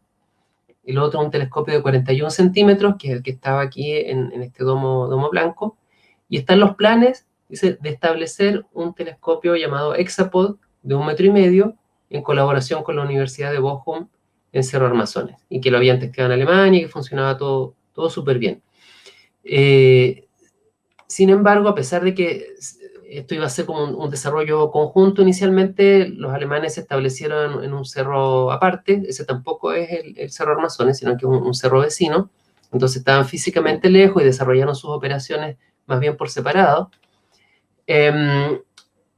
Y encontraron en la práctica muchos problemas de funcionamiento, de financiamiento, de manera que a lo largo de todo el tiempo que ese observatorio alemán estuvo activo, no es mucho lo que logró hacer, tampoco aportar a Chile, por ejemplo. Nunca hubo tiempo que los chilenos pudieran tener de uso en ese observatorio. Y finalmente ambos observatorios cerraron, el de la UCN el 2012, porque el terreno fue transferido a la ESO para la instalación del ELT en Cerro Armazones, mientras que el observatorio alemán sí pudo quedarse ahí, pero en la práctica sin poder operar más o menos desde el año 2017, por lo que se le comunicó al gobierno de Chile. Y el año pasado supimos que fue transferido a un instituto polaco, de manera que está en una especie de segunda edad, un segundo aire, y podría ser que ahora sí comience a ser un observatorio más productivo. Estamos ahí en la expectativa de qué es lo que va a ocurrir. El año 1998, 3 años después del funcionamiento, del inicio del funcionamiento de ese observatorio en Cerro Armazones, comienza a operar el VLT, el telescopio de la ESO, que en ese momento venía a ser el telescopio más grande del mundo. Ya fuera individualmente cada uno de los espejos que estaban contenidos dentro de los domos que vemos acá, pero también por la posibilidad de funcionar de manera virtual como un espejo colectivo de algo así como 16 metros de diámetro. Esto es un récord que se mantuvo por algunos años hasta que otros observatorios en el mundo implementaron tecnologías similares y podían entonces ya fuera construir espejos que fueran del mismo tamaño o combinar la luz de estos espejos, pero al menos inicialmente se habló del telescopio óptico y de infrarrojo cercano más grande del mundo. Hoy en día todavía se habla de más avanzado del mundo por la complejidad de sus operaciones. El año 2009 vimos llegar a nuestra región el telescopio infrarrojo a mayor altura en el mundo, gracias a la Universidad de Tokio, que tiene el plan de abrir dentro del siguiente par de años, estamos hablando acá de 2022, 2023, lo que va a ser el telescopio que se va a llamar TAO, y que va a ser un telescopio infrarrojo, nunca me acuerdo si es 6 metros o 6 metros y medio, así que perdón si ahí me equivoco, pero un telescopio grande, un poco más chico que los de Paranal, pero que va a estar cerca de donde se encuentra ALMA, hacia el interior de la región de Antofagasta. Sin embargo, como paso en dirección a eso, ellos establecieron en el año 2009 el Mini TAO, que era un precursor, telescopio más pequeñito, para ver si podían construir, si podían operar ahí. Y ese estuvo operativo por algunos años, pero no es su interés principal. Ellos tenían interés en ver que esto podía funcionar y ya está. Ahora están completamente enfocados en construir el telescopio más grande. Pero lo notable para nosotros es que viene a ser el telescopio a mayor altura en todo el mundo. Así que es otro de esos récords cuando empezamos a ponerle medallitas a la región de Antofagasta de qué cosas notables tiene. Esta es una de las que es interesante también. El año 2011 comenzó a funcionar el radioobservatorio ALMA, que es el radioobservatorio más grande del mundo, y hay que tener acá una pequeña consideración de por qué decimos que es el más grande del mundo, y no es mirando simplemente el tamaño de una de las antenas. Una antena por sí sola no es ni remotamente el plato de radiotelescopio más grande del mundo. Pero lo que pasa es que estas antenas pueden funcionar combinando sus señales y haciendo una especie de antena virtual. Esto es un procedimiento que se llama interferometría, que podemos ver representado acá. Entonces, al final termina siendo en la práctica una antena virtual de varios kilómetros de diámetro, y ahí sí que en este momento no hay nadie que le gane. Entonces, bueno, dijimos que esto ocurría el año 2011, el año 2013, continuando con los hitos de la historia astronómica en la región de Atacama, se abre el Parque Astronómico Atacama. El Parque Astronómico Atacama es propiedad de CONICIT, que es lo que hoy llamamos ANID, dependiente del Ministerio de Ciencias, y ellos lo que hacen es pedir una concesión grande de terreno en torno a ALMA. Ustedes pueden ver que ALMA está aquí al medio, y mientras que la concesión es lo que está encerrado acá en verde. Y en esta concesión se seleccionan cerros de manera de comenzar a promocionar por el mundo que estos cerros están disponibles, que están resueltos como todos los posibles temas legales y prácticos que pudiera haber para llegar con nuevos proyectos al territorio. de manera de hacer más interesante venirse acá a Chile. Entonces viene a ser un sitio que la idea es que funcione como una especie de parque industrial, que les permita a los observatorios compartir gastos y hacer más atractiva la opción de venir a Chile y específicamente a la región, y donde también se le den algunas facilidades legales y logísticas de uso. Este sitio, hoy si vamos a ver, por ejemplo, en el mapa, acá buscando por telescopio, cerca de ALMA, nos encontramos que son varios los proyectos que ya están instalados.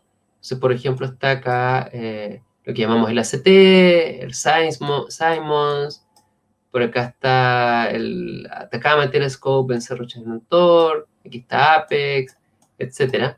Y si nos acercamos en Google Maps, vemos que efectivamente, bueno, ahí está cada uno de estos proyectos. Entonces, los cerros han encontrado todos algún destinatario, y sin embargo son proyectos bastante poco conocidos hoy en día. Así que uno de los objetivos que hemos tenido a través de esta charla y de un pequeño material que les voy a presentar a continuación, es dar a conocer que en la región de Antofagasta no solamente están Paranal y Alma, que son los dos proyectos que más nos suenan y muchas veces nos quedamos ahí, sino que en realidad hay varios otros, solamente que están concentrados bajo la etiqueta del Parque Astronómico Atacama. El año 2015, haciendo un pequeño pase por la casa, creamos el Observatorio Coirama, que es un observatorio estatal y de hecho viene a ser el primero del estado de Chile bajo los cielos del norte. Esto fue una iniciativa de la Universidad de Antofagasta, apoyada por CONICYT y fondos propios de la misma universidad, en que también tuvimos colaboración de un grupo de colegas ingleses del University College London que vinieron a ayudarnos a hacer esta instalación. ¿Qué es lo que se hace en este observatorio? Bueno, se hace trabajo de investigación, de educación de posgrado, se han hecho proyectos postdoctorales financiados por ANID, pero también desde un comienzo lo planteamos como un lugar donde se pudiera hacer divulgación y donde se pudieran hacer actividades de turismo.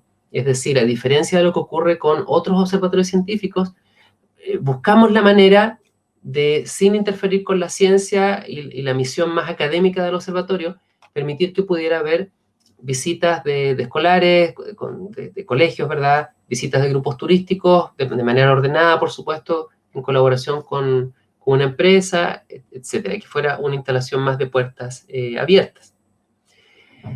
Miramos ahora hacia el futuro, estamos ya casi terminando con este recuento. ¿Qué es lo que estamos esperando? El año 2025 esperamos la instalación del ELT, que va a ser el telescopio óptico de infrarrojo cercano más grande del mundo. Y esta es la típica imagen con que fanfarroneamos un poco respecto a la escala que esto va a tener. Aquí está el VLT, que es el que ya vimos hace un ratito, ¿verdad? Que está en Paranal. Estas son las pirámides de Egipto como comparación. Y bueno, acá vemos el tamaño del ELT que se está construyendo en Armazones. Y esto ya está bastante avanzado. De hecho, si buscamos acá por Cerro Armazones, debería salir, ¿verdad? Sí, aquí está. Ustedes pueden ver en las imágenes satelitales, ya están prácticamente terminadas las fundaciones, está hecho el camino, y hay contratos que están hechos para el desarrollo del domo, los primeros instrumentos. Así que bueno, esperemos que la pandemia no les afecte y que de verdad el 2025 vamos a ver que esto comienza a funcionar. Y también se anunció hace poco, al sur de Paranal, pero dentro del terreno que ellos administran, la instalación del observatorio de rayos gamma más grande del mundo. Que bueno, esto es algo completamente nuevo porque nos habíamos concentrado en observaciones hechas en el rango óptico, en ondas de radio, pero rayos gamma es algo que normalmente no esperamos observar en nuestra atmósfera porque la atmósfera los bloquea. Pero claro, lo que ocurre es que acá hacemos una observación indirecta de cómo los rayos gamma interactuaron con la atmósfera y generaron una radiación que se llama radiación de Cherenkov. Por eso el arreglo de telescopios va a recibir el nombre de arreglo de telescopios Cherenkov y va a estar cerca de Paranal. Entonces va a generar otro de estos sitios en que va a haber muchos telescopios desparramados por el terreno, que se va a parecer un poco a ALMA, sin concepto, pero que va a tener una misión completamente distinta. Terminando esta presentación de hoy, hay dos cosas que quiero compartir con ustedes. Lo primero es algo que me encanta corregir porque, porque se suele ocupar tan mal. Y es el tema del porcentaje de infraestructura astronómica que está en nuestro país. Pero para ello, brevemente, veamos Chile en perspectiva, así como desde el espacio, ¿cierto? Bueno, ya sabemos, un sitio extraordinario y se confirma una y otra vez cuando observamos imágenes satelitales y vemos que desde el espacio Chile aparece siempre despejado. Acá está la península de Mejillones, que nos sirve como referencia. Encontramos una y otra vez el norte de Chile siempre súper despejado. Bueno, esto es lo que ha traído en parte a los observatorios, pero no es lo único. Una cosa es la cantidad de noches despejadas, otra cosa es la estabilidad de la atmósfera. O sea, no solamente que la noche esté despejada, sino que la atmósfera esté tan tranquila que yo pueda ver la imagen muy nítida a través de ella.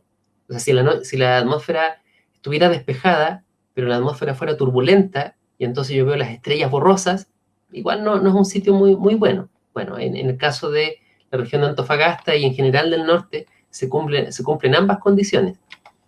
Tenemos también sequedad atmosférica, lo cual es muy importante en el infrarrojo. Ya hablamos de que TAO, por ejemplo, es un telescopio infrarrojo, y a ellos la humedad los enceguece. O sea, ese telescopio con humedad no ve nada, porque la humedad se come el infrarrojo, no deja que cruce la atmósfera. De manera que necesitan moverse a sitios que sean muy secos e idealmente también muy altos para poder dejar detrás de sí la parte de la atmósfera que estaría absorbiendo lo que quieren observar. Y Antofagasta tiene ambas condiciones, lugares secos y lugares altos. Tiene baja contaminación lumínica hasta ahora, aunque hemos hablado de esto en otra clase, ¿verdad? Hemos visto la amenaza en parte de las ciudades, pero mucho más preocupantemente de las empresas mineras, y eso es algo que hay que ponerle ojo y empezar a hacer presión para que protejamos los cielos y este desarrollo entonces pueda continuar. Los beneficios tributarios que le hemos dado a los observatorios, esto hay que decirlo, Chile tiene leyes especiales que favorecen la llegada de consorcios internacionales, de manera que le hace una rebaja de impuestos si deciden finalmente instalarse en Chile, y eso obviamente hace más conveniente que un observatorio se instale en este país versus otro país donde no tendría esa rebaja de impuestos y el proyecto le saldría más caro. Sin embargo, no es una situación perfecta, o sea, tampoco vamos a tirarle flores infinitas a esta política, porque a quienes hemos desarrollado observatorios en nuestro país y somos instituciones chilenas, como es el caso de la Universidad de Antofagasta, pero también otras universidades en Chile, no gozamos de este beneficio porque es un beneficio que legalmente solo favorece a organismos extranjeros. Eso es algo que yo creo que deberíamos reflexionar si queremos que siga siendo así y probablemente hacer cambios. Yo estoy a favor de que es algo que conviene revisar. Y finalmente también la estabilidad política de Chile. Ustedes han visto que ha habido más de un siglo, si contamos Santiago, vamos tirando para un par de siglos, en que ha habido acercamientos de instituciones científicas astronómicas o con parte de su misión relacionada con astronomía, que han estado haciendo operaciones en el territorio y nunca han tenido grandes problemas. De hecho, uno de los periodos que quizás pudo ser más complicado ocurrió a fines del siglo XIX con la revolución del año 1891, pero así todo tuvieron gran protección del gobierno de Chile y en general de todos los sectores que participaban en esto, en los problemas políticos internos del país. Las misiones científicas pudieron completar su trabajo, desplazarse por el territorio sin sufrir ningún daño que lamentar.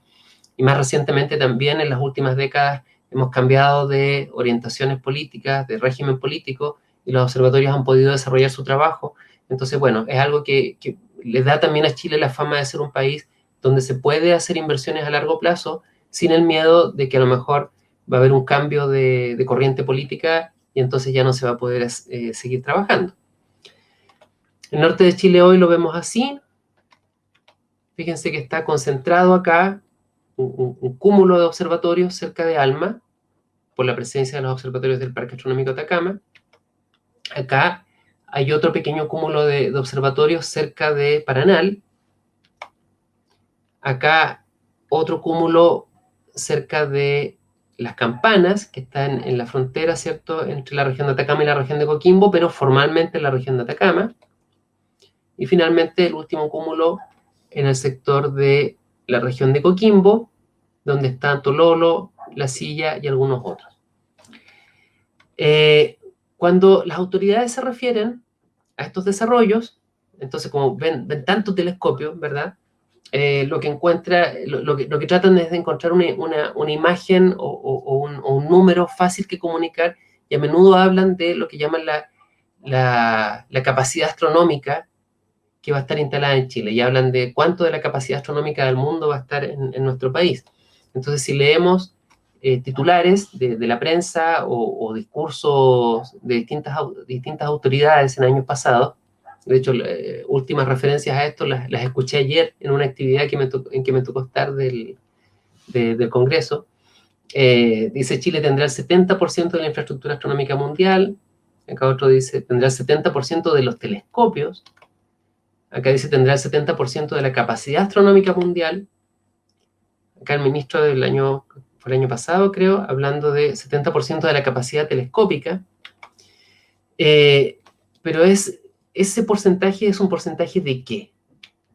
De la astronomía del mundo, de los astrónomos, de las investigaciones astronómicas, de los telescopios, de la infraestructura astronómica, de la capacidad. Todas estas frases que les estoy poniendo acá en este punteo, las he visto usadas alguna vez y prácticamente están todas mal, y el número también está mal. Porque si buscamos distintas referencias encontramos todo tipo de valores también, inclusive hemos llegado a ver a veces hasta 90%, pero en los titulares que le puse está el número citado más frecuentemente, que es 70%, todo lo cual ha sido mencionado en prensa o en discursos. Sin embargo, y sin querer enredarnos mucho en la matemática de la cosa, quiero explicarles qué es lo que se mide con ese porcentaje. Básicamente se toman los telescopios ópticos e infrarrojos, nada más. No estamos tomando radiotelescopios, no estamos tomando estos telescopios de rayos gamma, de manera que ALMA, por ejemplo, no está considerado acá, no nos conviene, no nos va tan bien en radio, y es más difícil también decir qué es lo que vamos a medir en radio. Pero si medimos simplemente el área de los espejos en los telescopios, decimos, ok, el área se mide por una fórmula muy simple. Cuando conozco el diámetro, se multiplica por 3,14, se multiplica una vez por sí mismo, de ahí por 3,14 se divide por 4, tengo el área de ese espejo. Ahora entonces puedo sumar el área de todos los espejos del mundo y preguntarme, bueno, de esos espejos, ¿cuántos están en Chile y qué área tienen? Y entonces veo qué fracción de esa área de espejos es la que va a estar instalada en el país. Ese es el cálculo, un cálculo muy simple que nada más significa proceder con rigor y no mezclar peras con manzanas.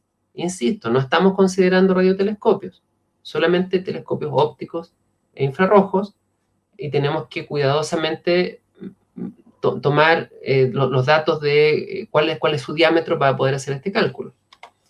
Entonces nos encontramos con que, así como van pasando las décadas, este porcentaje va avanzando y se espera que va a llegar a 55,6.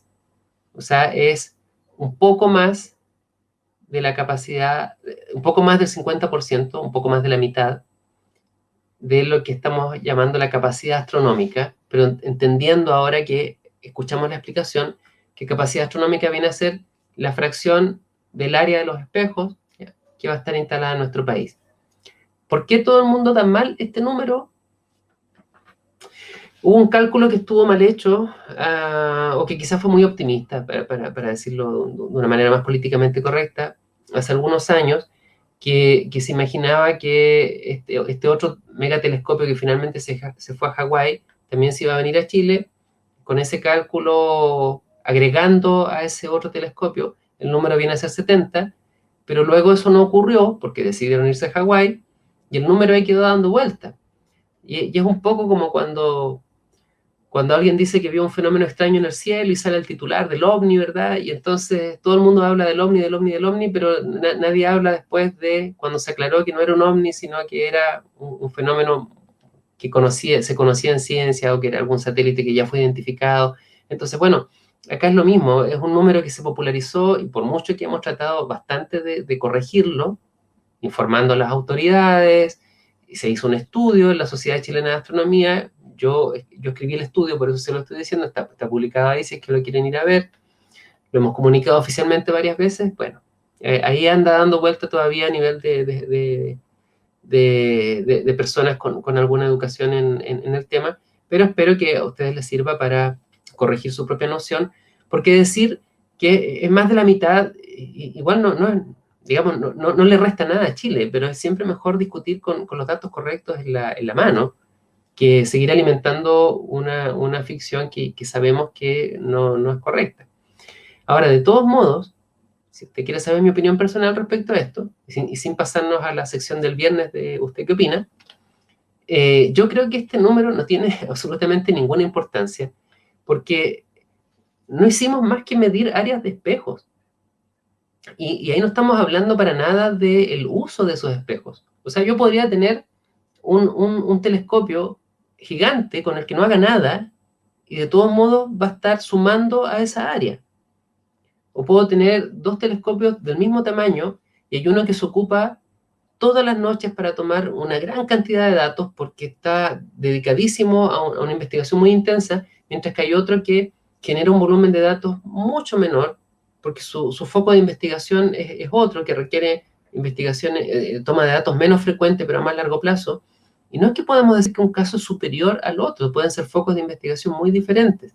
Entonces, pienso que este enfoque de hablar de que yo tengo más fierro, tengo más vidrio acá, y entonces por eso soy un país importante en astronomía, es casi como que dijera que yo cocino bien porque tengo la cocina más grande. Es francamente una tontera. O juego mejor fútbol porque tengo un estadio más grande, perdón. Eh, entonces, creo que acá los argumentos que hay que dar son otros. Primero, el tema de las condiciones naturales excepcionales. Ahí somos prácticamente imbatibles. O cuando menos estamos en una situación de privilegio junto a unos pocos lugares escogidos del planeta. Luego hay una combinación de capacidades únicas que van a estar solamente en el país, particularmente el hecho de que, independiente de si Chile tiene o no todos los telescopios del mundo, en Chile hay telescopios de distinto tipo en el territorio. A ver, ¿qué estoy queriendo decir con esto? En Chile va a haber, o ya hay, de hecho, telescopios para observar en óptico, en infrarrojo, en ondas de radio, va a haber en rayos gamma, de manera que si yo quiero analizar un fenómeno astronómico, tengo toda la batería de herramientas a mi disposición, porque al trabajar en Chile, los astrónomos chilenos tenemos acceso a ocupar estos instrumentos como parte del porcentaje que los telescopios tienen que darle a la comunidad chilena. Mientras que si yo estuviera, por ejemplo, no sé, en Australia, en Sudáfrica, en España, voy a tener acceso tal vez a un telescopio muy bueno de un tipo, pero no a otro, porque el trato que tiene mi institución no me da acceso a todo. En Chile sí tenemos esas capacidades de que por los acuerdos que hay con los organismos internacionales, finalmente tenemos acceso a todo. Eso vuelve a la astronomía chilena muy privilegiada. Finalmente, la ciencia que se produce con los telescopios instalados en Chile es de muy alto impacto.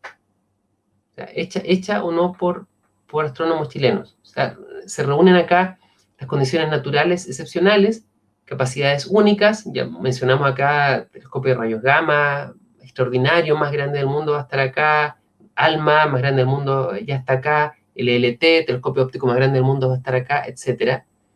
Independiente de la fracción de área que eso sea, ya vimos que no tiene sentido, pero los más grandes, que van a estar dedicados a ciertas misiones que nadie más puede hacer, van a estar acá. El acceso simultáneo a todas estas capacidades, y que la ciencia que hoy hacemos es de muy alto impacto. Eso quiere decir que la ciencia que publicamos es una ciencia que se lee mucho, se cita mucho, de manera que hace una diferencia significativa en cómo continúa la ciencia de ahí en adelante. Cerrando el círculo y terminando toda esta historia,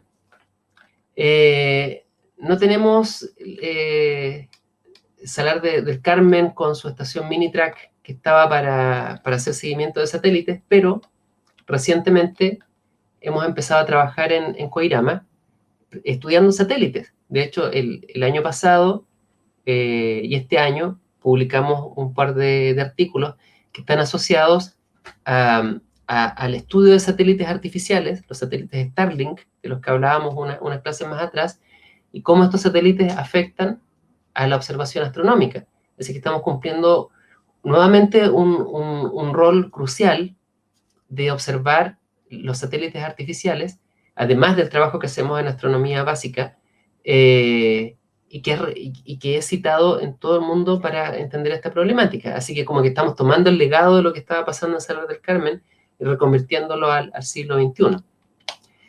No tenemos Montezuma, ¿cierto? ¿Ya? Pero en el campus Coloso de la Universidad de Antofagasta tenemos el Observatorio Naira, que hoy se usa ocasionalmente, ¿ya?, para observación de fenómenos solares, principalmente con fines de divulgación y educación.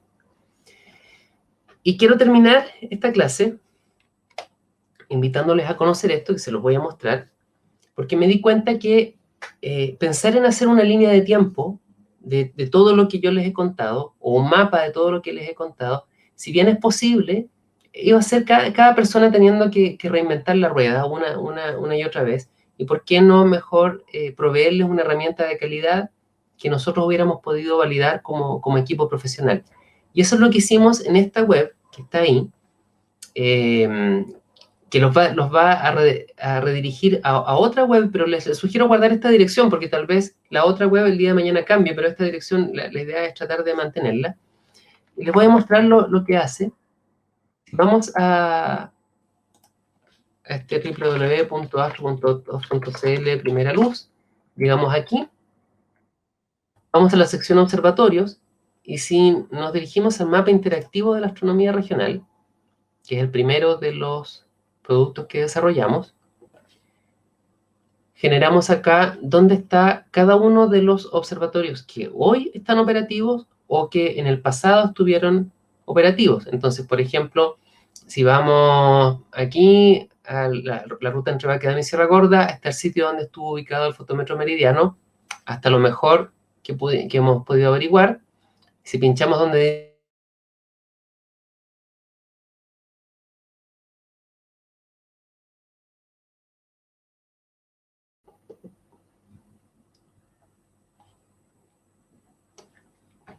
¿Me escuchan ahora? Ok, parece que fue pedirle demasiado a la conexión de red el tratar de mostrar todo de una vez, así que no sé si intentarlo de nuevo, ¿ya? Pero, a ver, seamos optimistas. Yo me quedé hablando un buen rato y les explicaba todo así con mucho entusiasmo, pero me estaban comentando por interno que no me veían nada. Bueno, le agradecería a producción que me confirmara que se está viendo mi pantalla.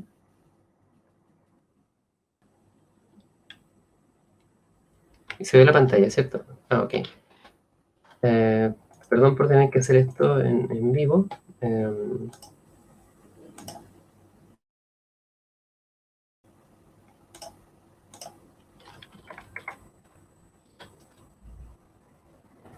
A ver si ahora sí. Ya, ok.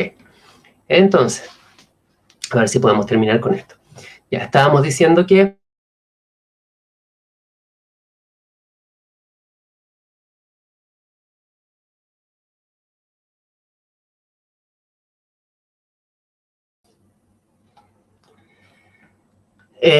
ok, hicimos lo que pudimos para mostrar eso, pero tenemos acá un problema de red. Me ofrece producción que van a mostrar desde su lado. Entonces, si puedes, por favor, ir a observatorios, mapa interactivo de la astronomía regional. Espero con esto no estar matando ahora la conexión de producción, porque la mía definitivamente no soportó. Si pinchas, por ejemplo, en el sector de Calama, donde está ese número 3, por ahí arriba, número 3, arriba, eso, perfecto.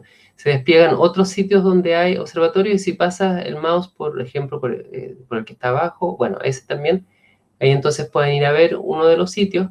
Anda a ese, si vas donde dice ver descripción y fotoesfera, ahí se puede ir a una página especial de ese observatorio en particular, donde abajo hay datos, les cuento un poquito de la historia, hay algunas características que son como las características más relevantes, ¿cierto?, de la instalación del observatorio, que se ve en esa tablita a la derecha, que puedes bajar un poco y mostrar la tablita, ¿ok?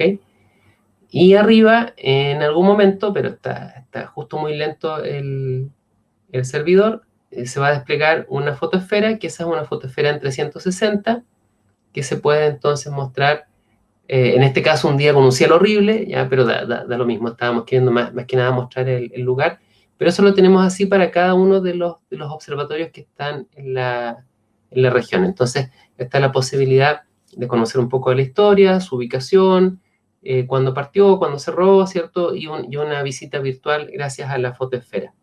Arriba, por favor, si vas de nuevo a observatorios, anda ahora la línea de tiempo de la astronomía regional, y lo que hicimos fue crear una línea de tiempo en que están marcados todos los hitos históricos de los cuales hablamos hoy día, y algunos otros de los cuales no tuvimos tiempo para entrar a referirnos a más detalle. Pues ustedes pueden ver cómo va pasando, ¿cierto?, de un hito al otro, marcando los años en los cuales el observatorio estuvo activo y qué es lo que fue haciendo qué es lo que se fue haciendo en cada uno de los sitios, y generando también algunas eras. Le pusimos un nombre medio entretenido, como época de consolidación, etcétera, para cada uno de estos puntos de la astronomía en la región. Gracias, Rodrigo. Yo creo que con eso estamos bien por ahora. Puedes dejar de compartir. Y con eso estaríamos terminando. Perdón por los inconvenientes técnicos del final. Vamos a recordar por última vez, ¿ya? Que van a quedar en el encabezado del video los datos para quienes todavía se quieran inscribir. Pueden hacerlo solamente hasta este día viernes, y luego van a tener un periodo para completar de ver los videos y responder los cuestionarios que le vamos a enviar si que se inscribe. Sin embargo, eso es completamente voluntario, por supuesto, pero quienes lo hagan van a poder tener acceso a una constancia digital de participación. Aún nos queda una sesión que ya no va a ser clase, pero es la sesión de preguntas y respuestas de este día viernes a las 4 de la tarde por este mismo Facebook, y el link para poder dejar sus inquietudes, que pueden ser sobre esta clase o de cualquier pregunta de astronomía que usted tenga, va a estar también en el encabezado del video. Así que ha sido, bueno, un placer poder acompañarles durante todo este tiempo con estas clases, tratar de hacer una contribución a lo que es la formación básica en astronomía, no solamente a nivel de la universidad, de los colegios, sino que de la población en general. Espero que más allá de estas sesiones en que hemos podido interactuar en torno a temas astronómicos, estos videos sigan ahí y sirvan para que más personas se vayan enterando de elementos clave de la astronomía regional en el futuro. Y ya veremos qué pasa más adelante. Hay muchos temas que no tuvimos ocasión de tocar, a pesar de que el curso fue largo. No hablamos casi nada de evolución estelar, de dinámica de galaxias. Hay varios temas que son centrales de la astronomía, pero que por tiempo tuvimos que decidir dejar fuera en esta ocasión. Así que, quién sabe, a lo mejor tenemos ocasión de hacer alguna continuación el día de mañana. No mañana, sino que en el futuro. Sin más, entonces, muchas gracias a quienes nos han acompañado en esta aventura. Nos vemos aún el viernes, con quienes nos acompañan en la sesión de preguntas y respuestas, y de esta manera estaríamos terminando entonces la sesión de hoy y las clases formales del curso. Gracias, nos vemos.